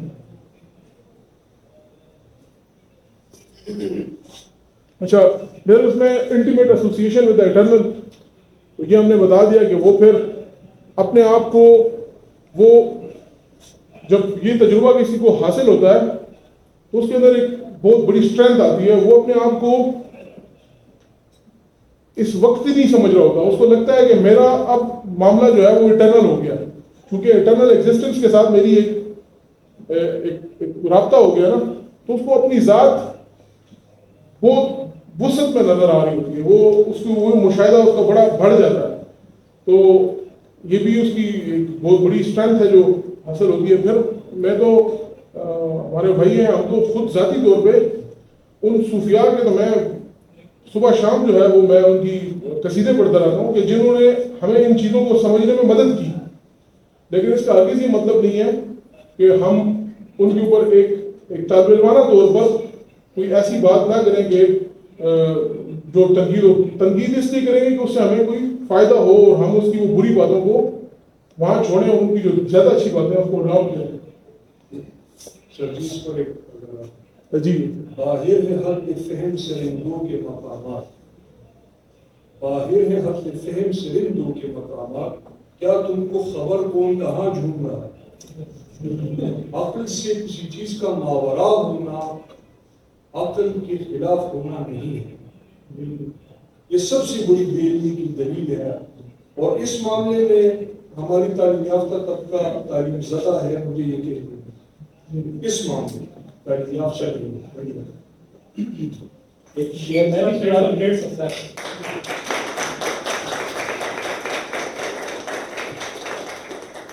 ایک شعر مجھے بھی سنانے کی اجازت دے دیجیے. شعر کا جواب شعر میں ہی ہو تو اچھا ہوتا ہے. بڑے مقبول شاعر تھے پشاور میں، آپ لوگ شاید نہیں جانتے ہوں گے، فارغ بخاری صاحب. ان کے بیٹے قمر عباس صاحب سیاست میں بھی تھے. ان کا ایک بڑا خوبصورت شعر ہے کہ عقیدت کا شجر ہے سال خوردہ، سال خوردہ کا مطلب دیمک کا کھایا ہوا پرانا. عقیدت کا شجر ہے سال خوردہ مگر یہ پھولتا پھلتا بہت ہے، اور فقیہ شہر کا سکہ ہے کھوٹا مگر اس شہر میں چلتا بہت ہے.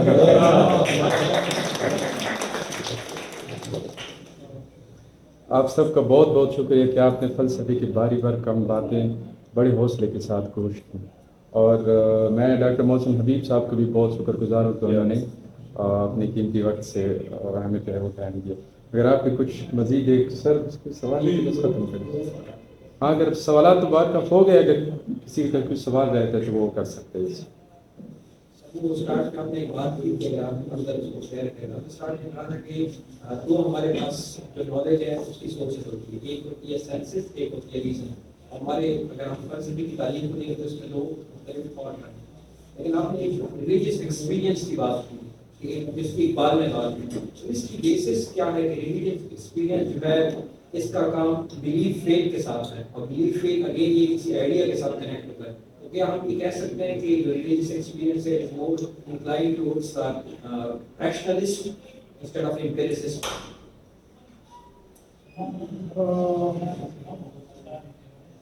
تو آپ دیکھیں نا یہ معتزلہ 100% ریشنلسٹ ہے، اس سے ریلیجن کو فائدہ ہوتا ہے نقصان ہوتا ہے. یہ روحانی واردات میں اس حد تک ان سے ایگری کرتا ہوں جو بتا رہے ہیں کہ یہ ایک مستقل اپنے اندر علم کا ذریعہ ہے.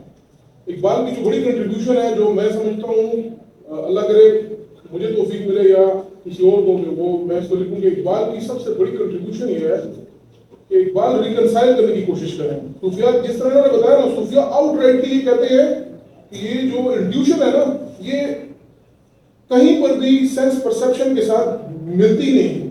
ٹھیک، لیکن اقبال کی جو بہت گائیڈنٹڈ کنٹریبیوشن ہے، میں نے اس وقت تک ڈاکومنٹڈ نہیں دیکھا یہ لیکن میں ریکنسٹرکشن سے بتا سکتا ہوں کہ ان کی یہ کنٹریبیوشن کہاں انہوں نے لکھی تھی. تو وہ یہ کہتے ہیں کہ یہ دونوں ایک دوسرے کو کپل کرتے ہیں، یہ دونوں ایک دوسرے کو فائدہ دیتے ہیں، یہ دونوں ایک دوسرے سے انٹریکٹ کر سکتے ہیں. تو یہ معاملہ ہے کہ وہ قرآن مجید کے اس نظریے کو جب جوڑتے ہیں نا سینس پرسیپشن سے، کہ اللہ نے جب آپ کو کہا مشاہدہ کرو، آپ کہیں کہ اپنی گولڈن مین دے دیا ہمیں دونوں کو جی جوڑ. تو یہ ایک اچھا ابھی کیسے جوڑا، یہ پوری تفصیل کا الگ معاملہ ہے، اس میں بہت سارے اس کے اینگل دیکھنے پڑے ہیں. اقبال کی کیا بڑی کنٹریبیوشن ہے.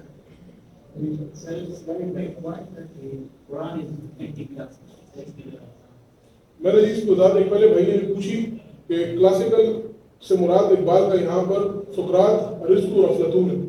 وہ کہہ رہا ہے کہ جو پوری جو آپ دیکھیں تو رینیسانس جو پیریڈ ہے اٹلی کے اندر، تو رینیسانس کیا تھا؟ کوئی پہلے عظیم دور تھا نا جس کو نشت ثانیہ ہو رہا تھا. تو وہ اپنا عظیم دور سمجھتے ہیں سقراط سے پہلے والا دور. وہ سقراط والے دور کو عظیم اطالوی بھی نہیں سمجھتے، حالانکہ وہ علاقہ اسی یونان اور اٹلی کے، تو وہ کہتے ہیں کہ وہ دور تھا، تو اس کو کلاسیکل کہتے ہیں. ٹھیک ہے جی. تو جو کلاسیکل سے مراد اینٹی کلاسیکل کا مطلب کہ جو تھاٹس سقراط، ارسطو اور افلاطون کے ہیں، قرآن مجید کے تھاٹس اینٹی ہیں اس کے، وہ اس کے اگینسٹ ہیں، وہ اس کے ساتھ تفاوت میں نہیں جا رہے بلکہ اس کے اگینسٹ جا رہے ہیں. اور کلاسک چیز جو ہے وہ ریکنسٹرکٹ نہیں ہوتی نا. ریکنسٹرکشن کا جو کانسیپٹ ہے یہ تو ہے اسی کے، کوئی بھی چیز جو اینٹی کلاسک ہوگی وہی ریکنسٹرکٹ ہوگی. جس کو آپ نے کلاسک کہہ دیا بس وہ کلاسک ہے، اس کو ریکنسٹرکٹ کرنے کی ضرورت کیا ہے؟ تو یہ قرآن تو آپ کو مسلسل جو ہے حرکت میں لا رہا ہے، تو یہ وہ آگے لے کے جا رہا ہے آپ کو. جسے ارتقا ابھی انہوں نے سنایا کہ اقبال کا بھی جو ارتقا کے حوالے سے نظریہ تھا وہ یہی تھا کہ وہ اس میں مسلسل اضافہ وہ کر رہے تھے کہ آ رہی ہے. ہاں وہی کر سکتا ہے اقبال. اس میں سر ایک بات یہ ہے کہ the name was not given by Iqbal himself, the name was given by the publisher. مفتی فضل الرحمان انصاری جو کہ ان اسٹوڈنٹس میں شامل تھے جو ان لیکچرز میں بیٹھے ہوئے تھے، ان سے کسی نے پوری فریز ان کی، جس طرح قرآن مجید کے اندر قرآن کا نام کئی بار آیا نا، یہ پوری فریز اقبال نے خود اندر استعمال بھی کی، ریکنسٹرکشن آف ریلیجن. فضل الرحمان انصاری کو اوپینین یہ تھا کہ اقبال اگر نیم دیتے تو he would have named it re-articulation of Islamic thought, not reconstruction. ان کا نظریہ یہ تھا کہ this is actually re-articulation. کیونکہ ساری بات ہی وہاں پہ یہ ہے، بات انہوں نے میرے خیال میں ایکسپلوریٹ کی حق از دی ملٹیپلیکیشن. میں نے آپ اصل میں تھوڑا میں آپ سے پھر بہت معذرت چاہتا ہوں، لیکن آپ ڈیٹ آیا نا تو یہ گفتگو ہم نے شروع پہ ہم نے اس کو کافی کہیں کہ اقبال کیوں اس کو ریکنسٹرکشن کہہ رہا ہے. جس وقت یہ چھاپ رہے تو سید سلیمان ندوی نے ان کو خط لکھا اور انہوں نے کہا کہ میرے نزدیک یہ گمراہ ترین چیز ہے، آپ اس انٹرپرائز میں مت جاؤ. ٹھیک ہے، اگر اخباروں کی بات مان لیتے تو آج اس قیمتی چیز سے ہمیں محروم کرتے تھے. تو اقبال نے ان کی بات نہیں مانی اور وہ خطوط موجود ہے.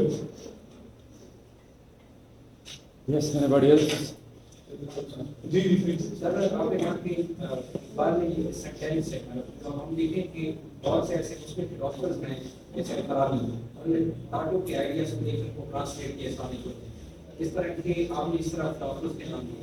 تو کیا اس سینٹینس سے اقبال یہ کہنا چاہ رہے ہیں کہ جتنے وہ اسلامک گولڈن ایج کہا جاتا ہے، اس اسلامک گولڈن ایج کے جتنے فلسفی تھے وہ غلط تھے، وہ قرآن کے اگینسٹ جا رہے تھے، کہ اقبال یہ کہنا چاہ رہے ہیں؟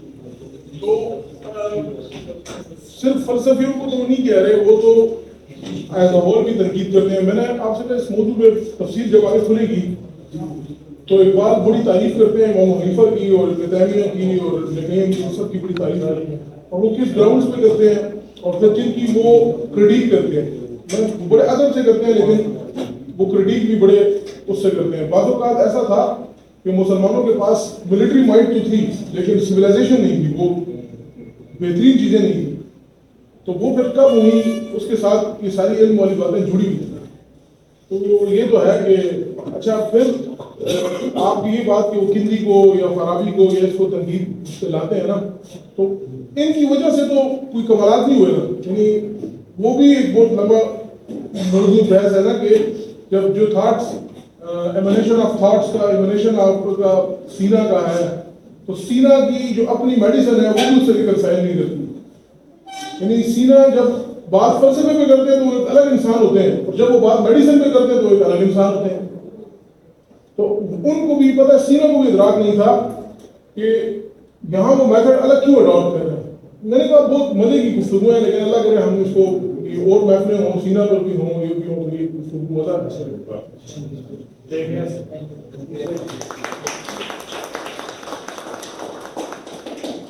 پروگرام کا باقاعدہ اختتام کرتے میں ڈاکٹر سید حنود رسول صاحب کا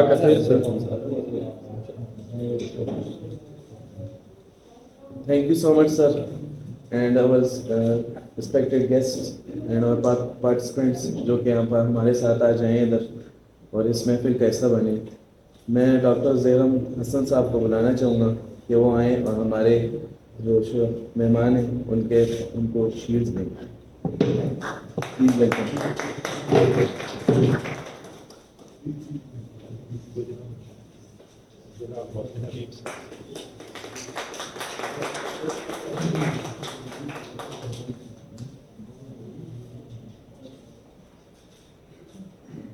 अच्छा लगा, बहुत शुक्रिया जी, जज़ाकल्लाह खैर।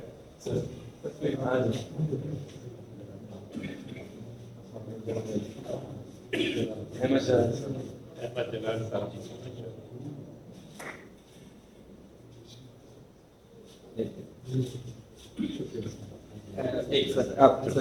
हमजा साहब आप तशरीफ लाएं और सरजागम को एक शीट दे दें।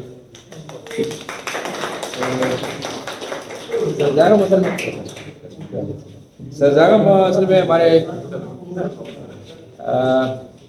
अदबी और इल्मी फिक्री शख्सियत हैं, तो इनका आना यहाँ पे बहुत बड़ी बात है। और आगे सेशन मेरा ख्याल है डॉक्टर साहब कभी आपकी भी है तीसरा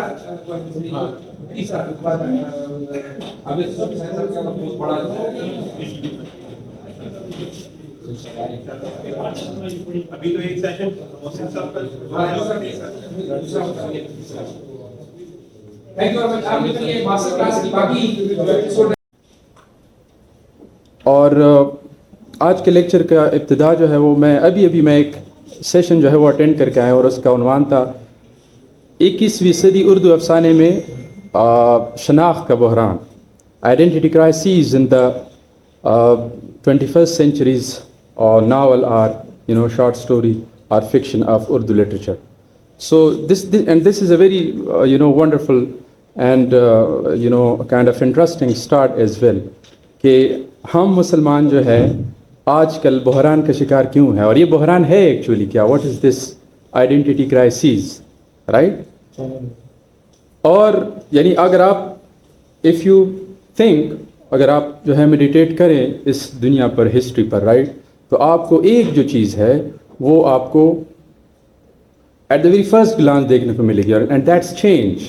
ये दुनिया जो है ये चेंज हो रही है, राइट, हिस्ट्री चेंज हो रही है, दुनिया चेंज हो रही है, मटेरियल कंडीशंस चेंज हो रही हैं, जियोग्राफी चेंज हो रही है, टेक्नोलॉजी चेंज हो रही है, there is continuous flux, right. और फिर आपने वो एक कहावत भी सुनी होगी कि एक तगय्युर को है ज़माने में, तगय्युर को है ज़माने में, तो सबात means permanence. This is a reality कि एक चेंज जो है वो परमानेंट है, राइट। और क्या हम उस चेंज के साथ चेंज हो रहे हैं कि नहीं अंदर से, as an individuals, as a group, as a culture, as a country. अगर हम नहीं हो रहे तो उसके असरात क्या है, और आए वो चेंज जो है सिर्फ कल्चर में हो रहा है, वो टेक्नोलॉजी में हो रहा है, या वो कहीं और पर भी हो रहा है, ओके। यानी जो इम्पॉर्टेंट डिपार्टमेंट्स है उनमें एक रिलीजन भी आता है, क्या वो रिलीजन में वो चेंज आ रहा है कि नहीं आ रहा है। जो दुनिया में जो तरक्की हो रही है, कॉन्सेप्ट्स नए नए आ रहे हैं, नए नए मसाइल आ रहे हैं, ठीक है, और नए नए फैशंस आ रहे हैं। अभी तो हम पोस्ट मॉडर्न वर्ल्ड में, and sir Amjad is an authority I would say on post modernism, कि अभी हम एक पोस्ट मॉडर्न वर्ल्ड में रह रहे हैं जहाँ पर शनाख्तों का बहरान जो है इट्स एक्सट्रीमली इंपॉर्टेंट, राइट, क्योंकि हमारे कनेक्शन आ रहे हैं पूरी दुनिया के साथ। तो इस सारे तनाज़ुर में जो है हमारे रिलीजन की जो करंट स्टेट है वो क्या है, राइट, वो क्या है, इसमें क्या क्या तब्दीली आनी चाहिए, क्यों आनी चाहिए, और उसके फ़िलोसॉफिकल फाउंडेशंस क्या हैं। यानी ये सिर्फ जो कि इकबाल का मेन आर्गूमेंट है इसमें कि उस चेंज के कुछ फ़िलोसॉफिकल फाउंडेशंस भी होनी चाहिए। यानी ये चेंज इस तरह नहीं आनी चाहिए, ये it should be acceptable to human mind, ये इंसान को एक्सेप्टेबल भी होनी चाहिए। तभी यानी शनाख्त क्या है कि आपका कोई सेंटर हो और उस सेंटर से आप कनेक्टेड हो, so you feel psychologically relaxed, आपको फिर एंग्जाइटी नहीं होती, आपको साइकोलॉजिकल पेन नहीं होता, एंग्स्ट नहीं होता। जब आप मरकज़ खो देते हैं तो आप इस पेन से गुजरते हैं। So it was a kind of brief introduction. Baki, my name is Ahmed Jalal and I am lecturer in English at Edwards College, Peshawar. And our distinguished guest for today's lecture is Dr. Mohsin Habib. Dr. Mohsin Habib has done master in philosophy and currently he is serving as a civil servant as a deputy secretary education. So मैं बग़ैर मज़ीद वक्त ज़ाया किए हुए और sir को दावत दूँगे कि वो आएँ और इस लेक्चर का बाकायदा आगाज़ करें। Thank you. Please sir. बस उधर बैठ करें, बेसिक रिकॉर्ड पर very comfortable. Okay sir, thank you. वो स्लाइड नहीं हो सकता प्रेजेंटेशन।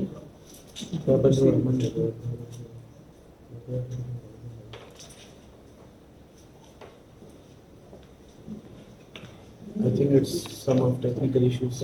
ये change हो रहा है। मेरे पास ये है।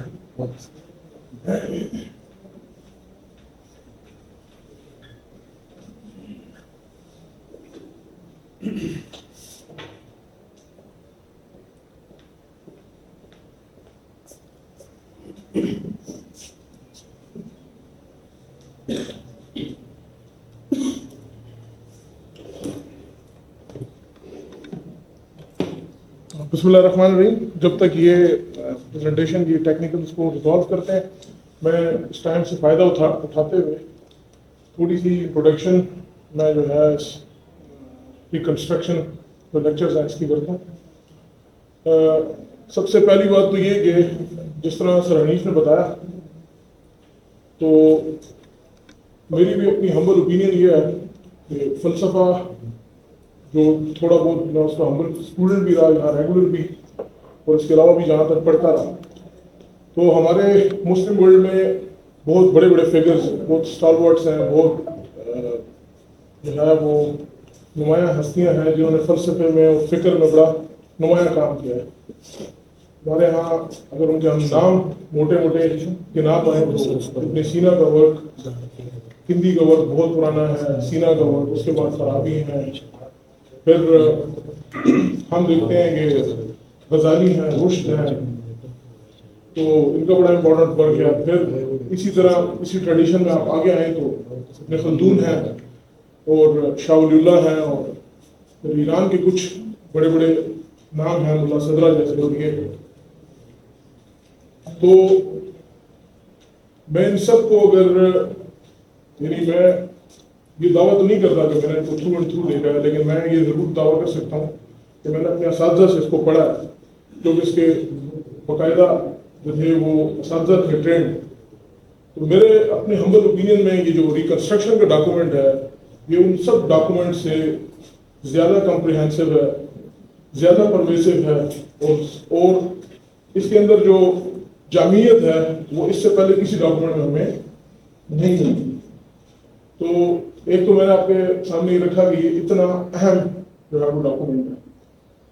फिर मैं साथ में एक इसी जो है खदशे का वो भी वो कर दूँ कि हमारे यहाँ इकबाल जो है वो चूँकि हमारी नेशन थ्योरी के तनाजुर में भी उनको जो है प्रेजेंट किया जाता है। मतलब ख़ास इकबाल है, आप देखते हैं कि वो हमें हमारी मुताला पाकिस्तान में और इस तरह की वो है। तो स्टेट्स की मजबूरियाँ होती हैं, स्टेट्स जो हैं वो अपना आप कहें कि जोड़ने के लिए या अपने ख़ास नेशन इंटरेस्ट की खातिर वो चीज़ों को चेंज भी करती हैं। तो लिहाजा हुआ क्या कि इकबाल की भी पोइट्री के ख़ास एस्पेक्ट को ज़्यादा प्रोनाउंस किया गया, तो उससे हमें इकबाल की जो इमेज थी, मैं ज़ाती तौर पर समझता हूँ कि वो छोटी हुई, वो कम हुई।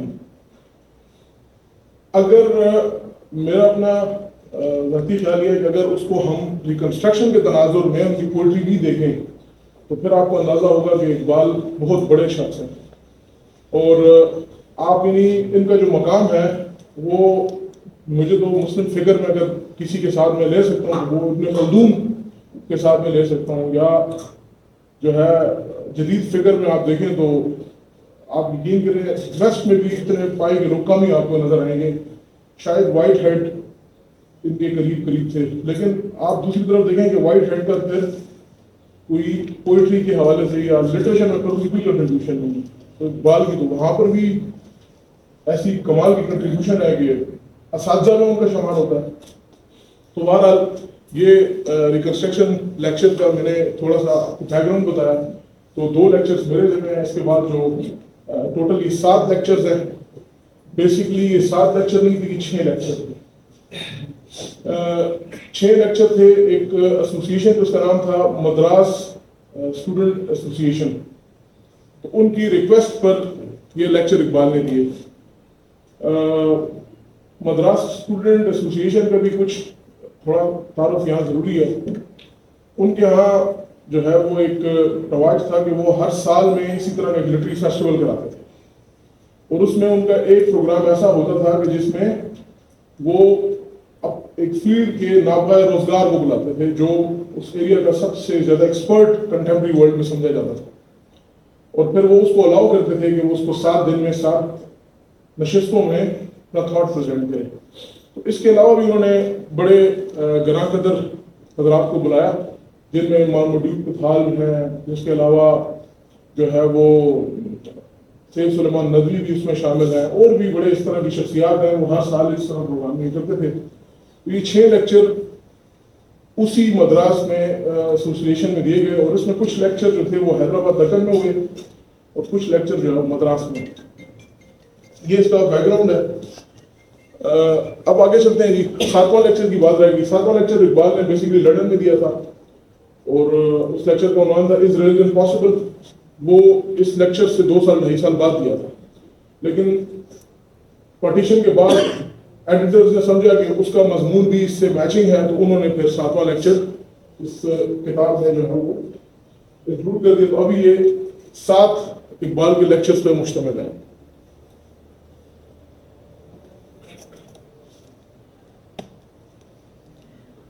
تو یہ اس کا بریف تعارف ہو گیا. اب جی چلتے ہیں فرسٹ لیکچر کی طرف. تو فلسفے کا جی کچھ یعنی تو میں فضائل میں شروع ہوں تو میں تو پھر آپ کے باعث ہے، کیونکہ میں خود فلسفے کا طالب علم ہوں، تو میری باعث ہوں گی اس کے حوالے سے. تو فلسفے کا کمال یہ ہے کہ یہ چیزوں کو، کسی چیز کو بھی انکریٹیکلی ایکسیپٹ نہیں کرتا. مثال کے طور پہ سائنس کے لیے یہ مسئلہ نہیں ہوتا. سائنس جب شروع ہوتی ہے تو وہ آبزرویشن پہ شروع ہو جاتی ہے. اب اس کو اس بات کی کوئی پرواہ نہیں ہے کہ وہ میٹر کی ریالٹی کو فائنڈ کرے، میٹر کے پاس کام کر رہی ہے. اب میٹر کی اصل حیت کیا ہے، اس کو سائنٹسٹ کبھی بھی بحث میں نہیں لاتا. لیکن فلسفی کے لیے بڑی مجبوری ہے، وہ کوئی چیز بھی انکریٹیکلی ان ایڈریس نہیں چھوڑ سکتا. تو لہٰذا تمام جو بڑے بڑے فلسفہ تھے، حکمات تھے، ان کی اپروچ شروع سے ہی ہوئی کہ وہ اپنی تھیوری آف نالج بناتے تھے. وہ سب سے پہلے یہ گفتگو کرتے تھے کہ علم کیا ہے، کیونکہ علم، میں جس چیز کو علم سمجھ رہا ہوں، اگر میرے سامنے اس کو علم نہیں سمجھ رہا تو ہماری گفتگو کا کوئی بھی ایسا پوائنٹ نہیں ہوگا جس میں ہم میٹ کریں. کبھی بھی کوئی ٹیلنٹ نہیں آئے گا جس میں کہیں میٹنگ ہو. میں آپ کو ایک مثال سے بتاتا ہوں. پیچھے میں نے ایک ڈبیٹ دیکھی، اس ڈبیٹ کے اوپر ملینز آف ویوز آ گئے ہیں کہ جی ایک محترم ہے، وہ اپنے آپ کو ایتھیسٹ کہتے ہیں. انہوں نے مفتی صاحب سے ایک مناظرہ کیا کہ جی آؤ میں آپ کو انفارم کروں گا کہ جو ہے میرا جو ویو ہے. اب وہ 3 گھنٹے کا مناظرہ ہے اور اس کے اندر بڑے اچھے موضوعات ڈسکس ہوئے. اب دونوں طرف سے لوگ کہتے ہیں میں جیت گیا، دوسرا کہتا ہے میں جیت گیا، جیسا کہ ہوتا ہے. لیکن آپ غور سے دیکھیں تو ایک بندہ جو بات کر رہا ہے، دوسرے بندے کے گراؤنڈز کے ساتھ اس کی کوئی بھی میچ نہیں ہے. مثال کے طور پہ ایک آدمی سائنس کو آرگومنٹ لاتا ہے تو سائنس کی بیسس انڈکٹیو ریزننگ پر ہے. انڈکٹیو ریزننگ بیسیکلی امپیریسزم کا ایک خاص میتھڈ ہے جس کے ذریعے انڈرسٹینڈنگ جنریٹ کی جاتی ہے. اس کے پیچھے بیسکس یہ ہے کہ ہمیں جتنا کچھ پتا ہے وہ ہمارے سینس پرسیپشن سے ہی پتہ لگتا ہے. اور سینس پرسیپشن 5 طرح کی ہوتی ہیں، اس سے باہر کوئی نالج ہے ہی نہیں. ٹھیک، گفتگو اس پہ بہت ہے لیکن بنیادی آرگومنٹ اس کا یہ ہے امپیریسسٹ کا. ٹھیک، تو لہٰذا جو چیز سینسس پرسیو نہیں کر سکتے وہ امپیریسسٹ کی ڈومین سے باہر ہے. پھر دوسرے آرگومنٹ آتے ہیں، وہ ریشنلسٹ کا آرگومنٹ آتا ہے. وہ کہتا ہے ٹھیک ہم نے ڈیٹا کو لے لیا سینس پرسیپشن سے، لیکن ہمارے پاس ریزن کی فیکلٹی موجود ہے جس سے ہم اس ڈیٹا کو پروسیس کرتے ہیں، اس کو میچ کرتے ہیں، اس کو انٹیگریٹ کرتے ہیں، ڈس انٹیگریٹ کرتے ہیں، مختلف کمبینیشنز ملاتے ہیں. لیکن ہم اس کی لاجیکل پیٹرن کو پھر فالو کرتے ہیں اور ہم اس کے لاجک کو لاس نہیں کرتے. اس کے اوپر بھی اگین بڑی لمبی گفتگو ہے، لیکن یہ ایک الگ میتھڈ آف ریزننگ ہے. اب جو بندہ بھی گفتگو کرے گا تو وہ کسی نہ کسی تھیوری آف نالج پہ گفتگو کرے گا. تو یہاں اقبال نے دیکھیں اس کا ٹائٹل اب دیکھیں، نالج اینڈ ریلیجیس ایکسپیرینس. یہاں پر اب بات آتی ہے تو وہ یہ بات کر رہے ہیں کہ اب جتنی گفتگو آگے آئے گی اقبال اس دو بڑی اسکول آف تھاٹس کے مقابلے میں ایک تیسری تھیوری آف نالج کو سپورٹ کرنا چاہ رہے ہیں جو نئی نہیں ہے، obviously نئی نہیں ہے، لیکن وہ اس کو ایک مستقل حقیقت کے طور پر لا رہے ہیں۔ تو وہ یہ کہتے ہیں کہ اس ساری گفتگو میں آئے گا کہ یہ دو چیزیں بھی مستقل ہیں، اور آپ دیکھیں گے جب گئے بگئے اس کا کمپیریزن آپ کو ملے گا، اقبال ان کے ساتھ کمپیئر کر رہے ہوتے ہیں۔ تو لہٰذا وہ کہتے ہیں کہ جو مذہب کی بنیاد ہے وہ نہ ریزن پہ ہے نہ سچ پرسپشن پہ ہے، بلکہ اس کی بنیاد ایک خاص روحانی واردات پہ، ٹھیک ہے، جس کو وہ کہتے ہیں ریلیجس ایکسپیرینس، مذہبی واردات کیا ہے، ٹھیک ہے۔ تو یہ امید ہے کہ آپ کو میں نے یہ تین الگ الگ جو نالج کی اسٹریمز ہیں میں یہ بتانے میں کامیاب رہا۔ یہ جو لیکچرز ہیں اس میں بھی آپ لوگ جو پڑھتے ہیں وہ ایگری کریں گے کہ ہمارے فلسفے کے بھی مشکل ترین ٹیکسٹ میں سے ایک ٹیکسٹ ہے جو ریکنسٹرکشن ہے۔ یہ جب آپ اس کو پڑھنا شروع کریں تو دانتوں کو بھی پسینے آتے ہیں، ایسا معاملہ بھی نہیں ہے کہ کوئی ایسا ٹیکسٹ ہے، کیونکہ ایک طرف تو اقبال کی شدید مہارت ہے ان کی ریلیجس ٹیکسٹ کے اندر، پھر لینگویج کے اوپر اس بندے کو کمال کا جو ہے وہ گرفت ہے، اور پھر دوسری طرف فلاسفی میں جب آپ دیکھتے ہیں تو آپ حیران ہو جاتے ہیں کیونکہ ان کی فلاسفی کی انڈرسٹینڈنگ اتنی زبردست ہے کہ آپ وہ اساتذہ جو 20-30 سال فلسفہ پڑھاتے رہے، آپ ان سے پوچھیں تو کہے گا یار یعنی جو اس نے آخری کرسپی بات کی ہے نا، یعنی وہ اس کے ایسنس تھا اس پوری گفتگو کا، اتنا اس کی اچھی انڈرسٹینڈنگ ہے۔ تو اس لیے جہاں پر بھی کسی کو لگے کہ کوئی چیز آپ کو سمجھ نہیں آ رہی تو آپ بالکل انٹروین کر سکتے ہیں۔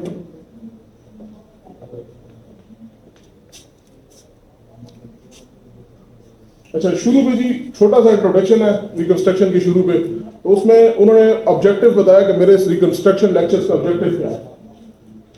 To reconstruct Muslim religious philosophy with due regards to philosophical tradition of Islam and more recent development in various domains of human knowledge.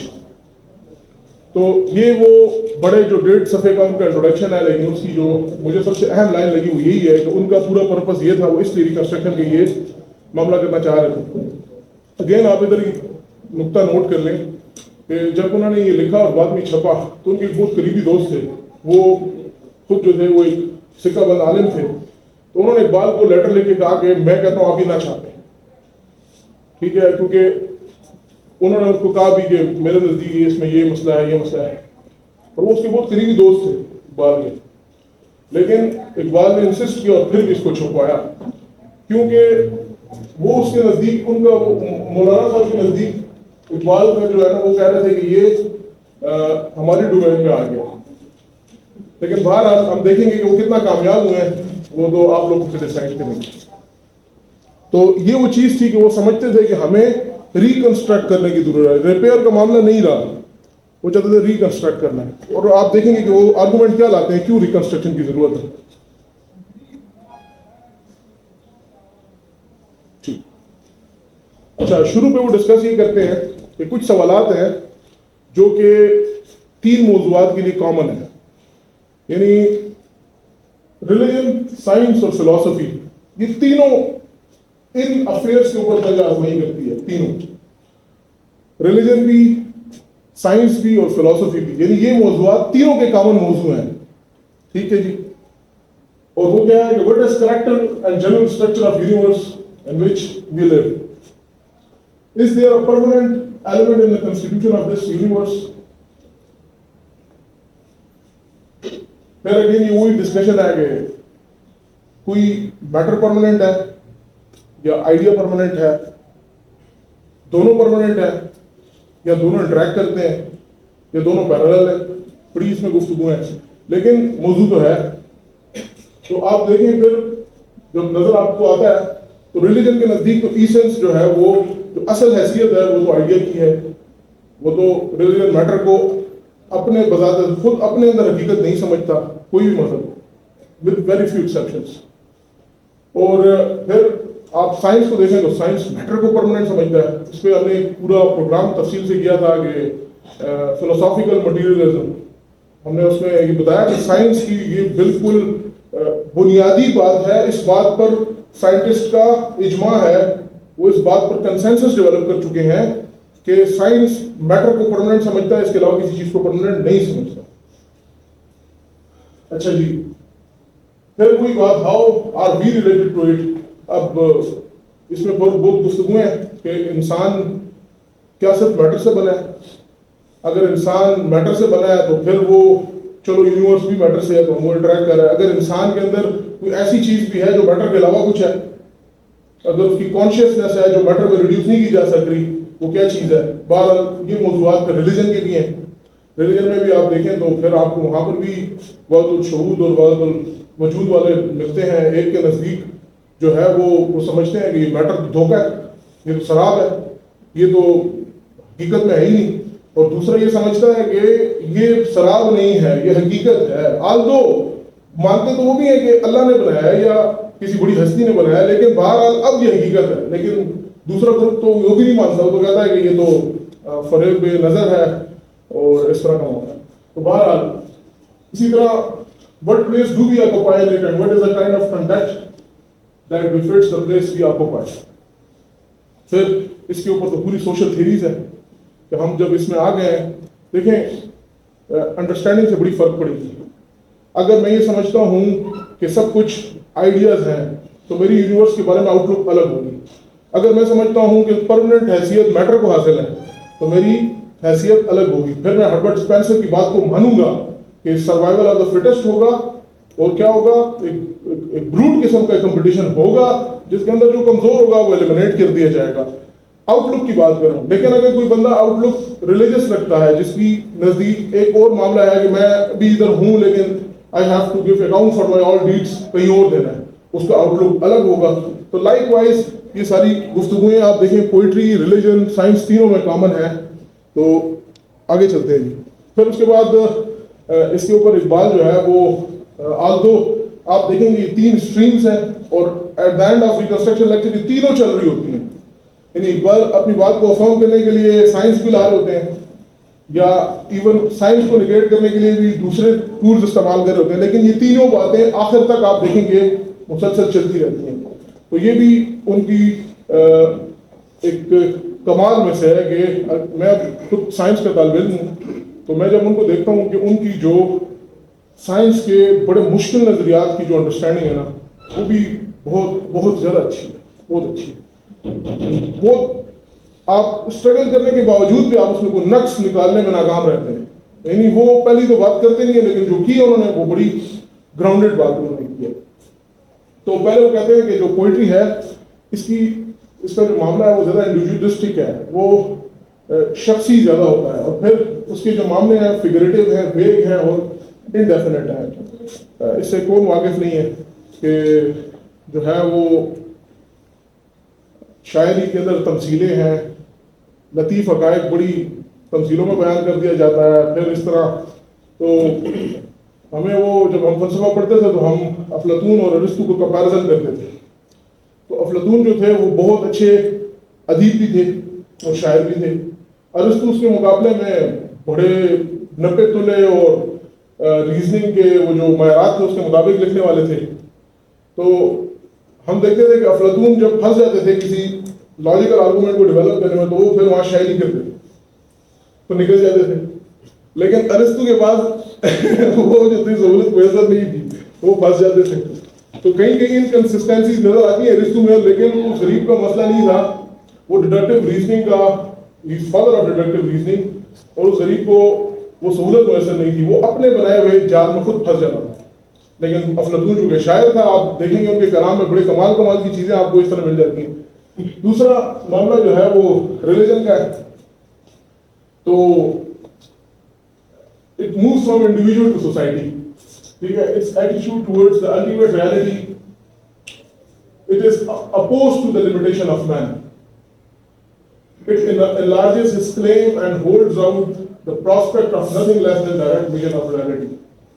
Is it then possible to apply the purely rational method of philosophy to religion? اچھا جی, یہ تھوڑا سا again سمجھنے کا معاملہ ہے جی. Science کو میں نے اگین کہا کہ اس کو کچھ سہولت حاصل ہے وہ چیزوں کو اگنور کر سکتی ہے. ریلیجن اور فلاسفی اگنور نہیں کر سکتی کیونکہ سسٹم میں بریچ آتا ہے. دیکھیں سائنس ایفرٹ کر رہی ہے.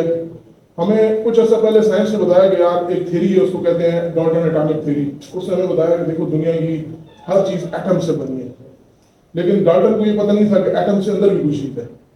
پھر ہم دیکھتے ہیں 20th سینچری کے شروع پر لوگ آتے ہیں وہ نیوکلیس کے بارے میں ہمیں بتاتے ہیں کہ دیکھو ایٹم کے اندر نیوکلیس بھی ہے. تو ہم نے اس کو نوبیل دیا اس بندے کو جس نے صرف ہمیں یہ بتایا کہ ایٹم میں نیوکلیس ہے.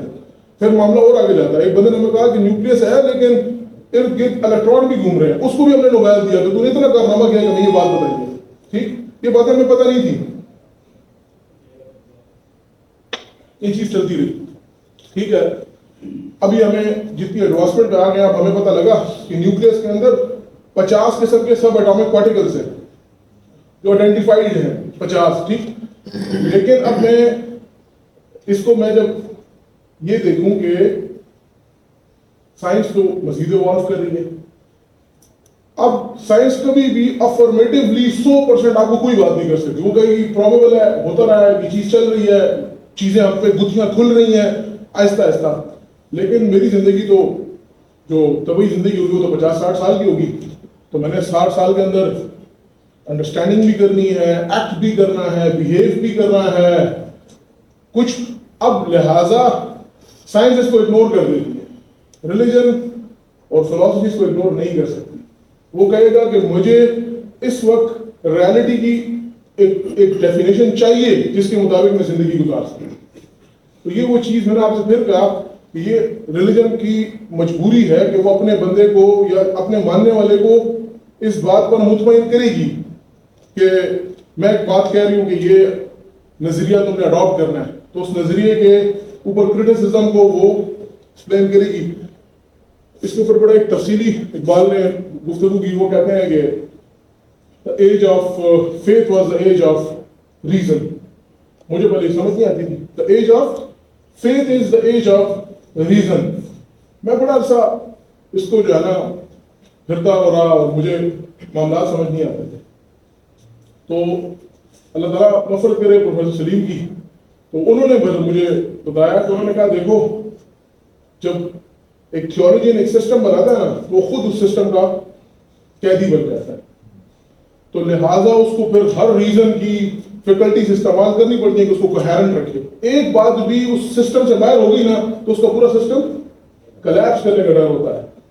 ٹھیک, اور فلسفے کے طالب علموں کو پتا ہے کہ ایسی 20-20 سال کی ایفرٹس ایک انکنسسٹنسی ریزالو نہ کرنے کی وجہ سے پوری کی پوری رسل اور وائٹ ہیڈ لنگوسٹکس پروسیس پہ پروجیکٹ پہ کام کرتے رہے.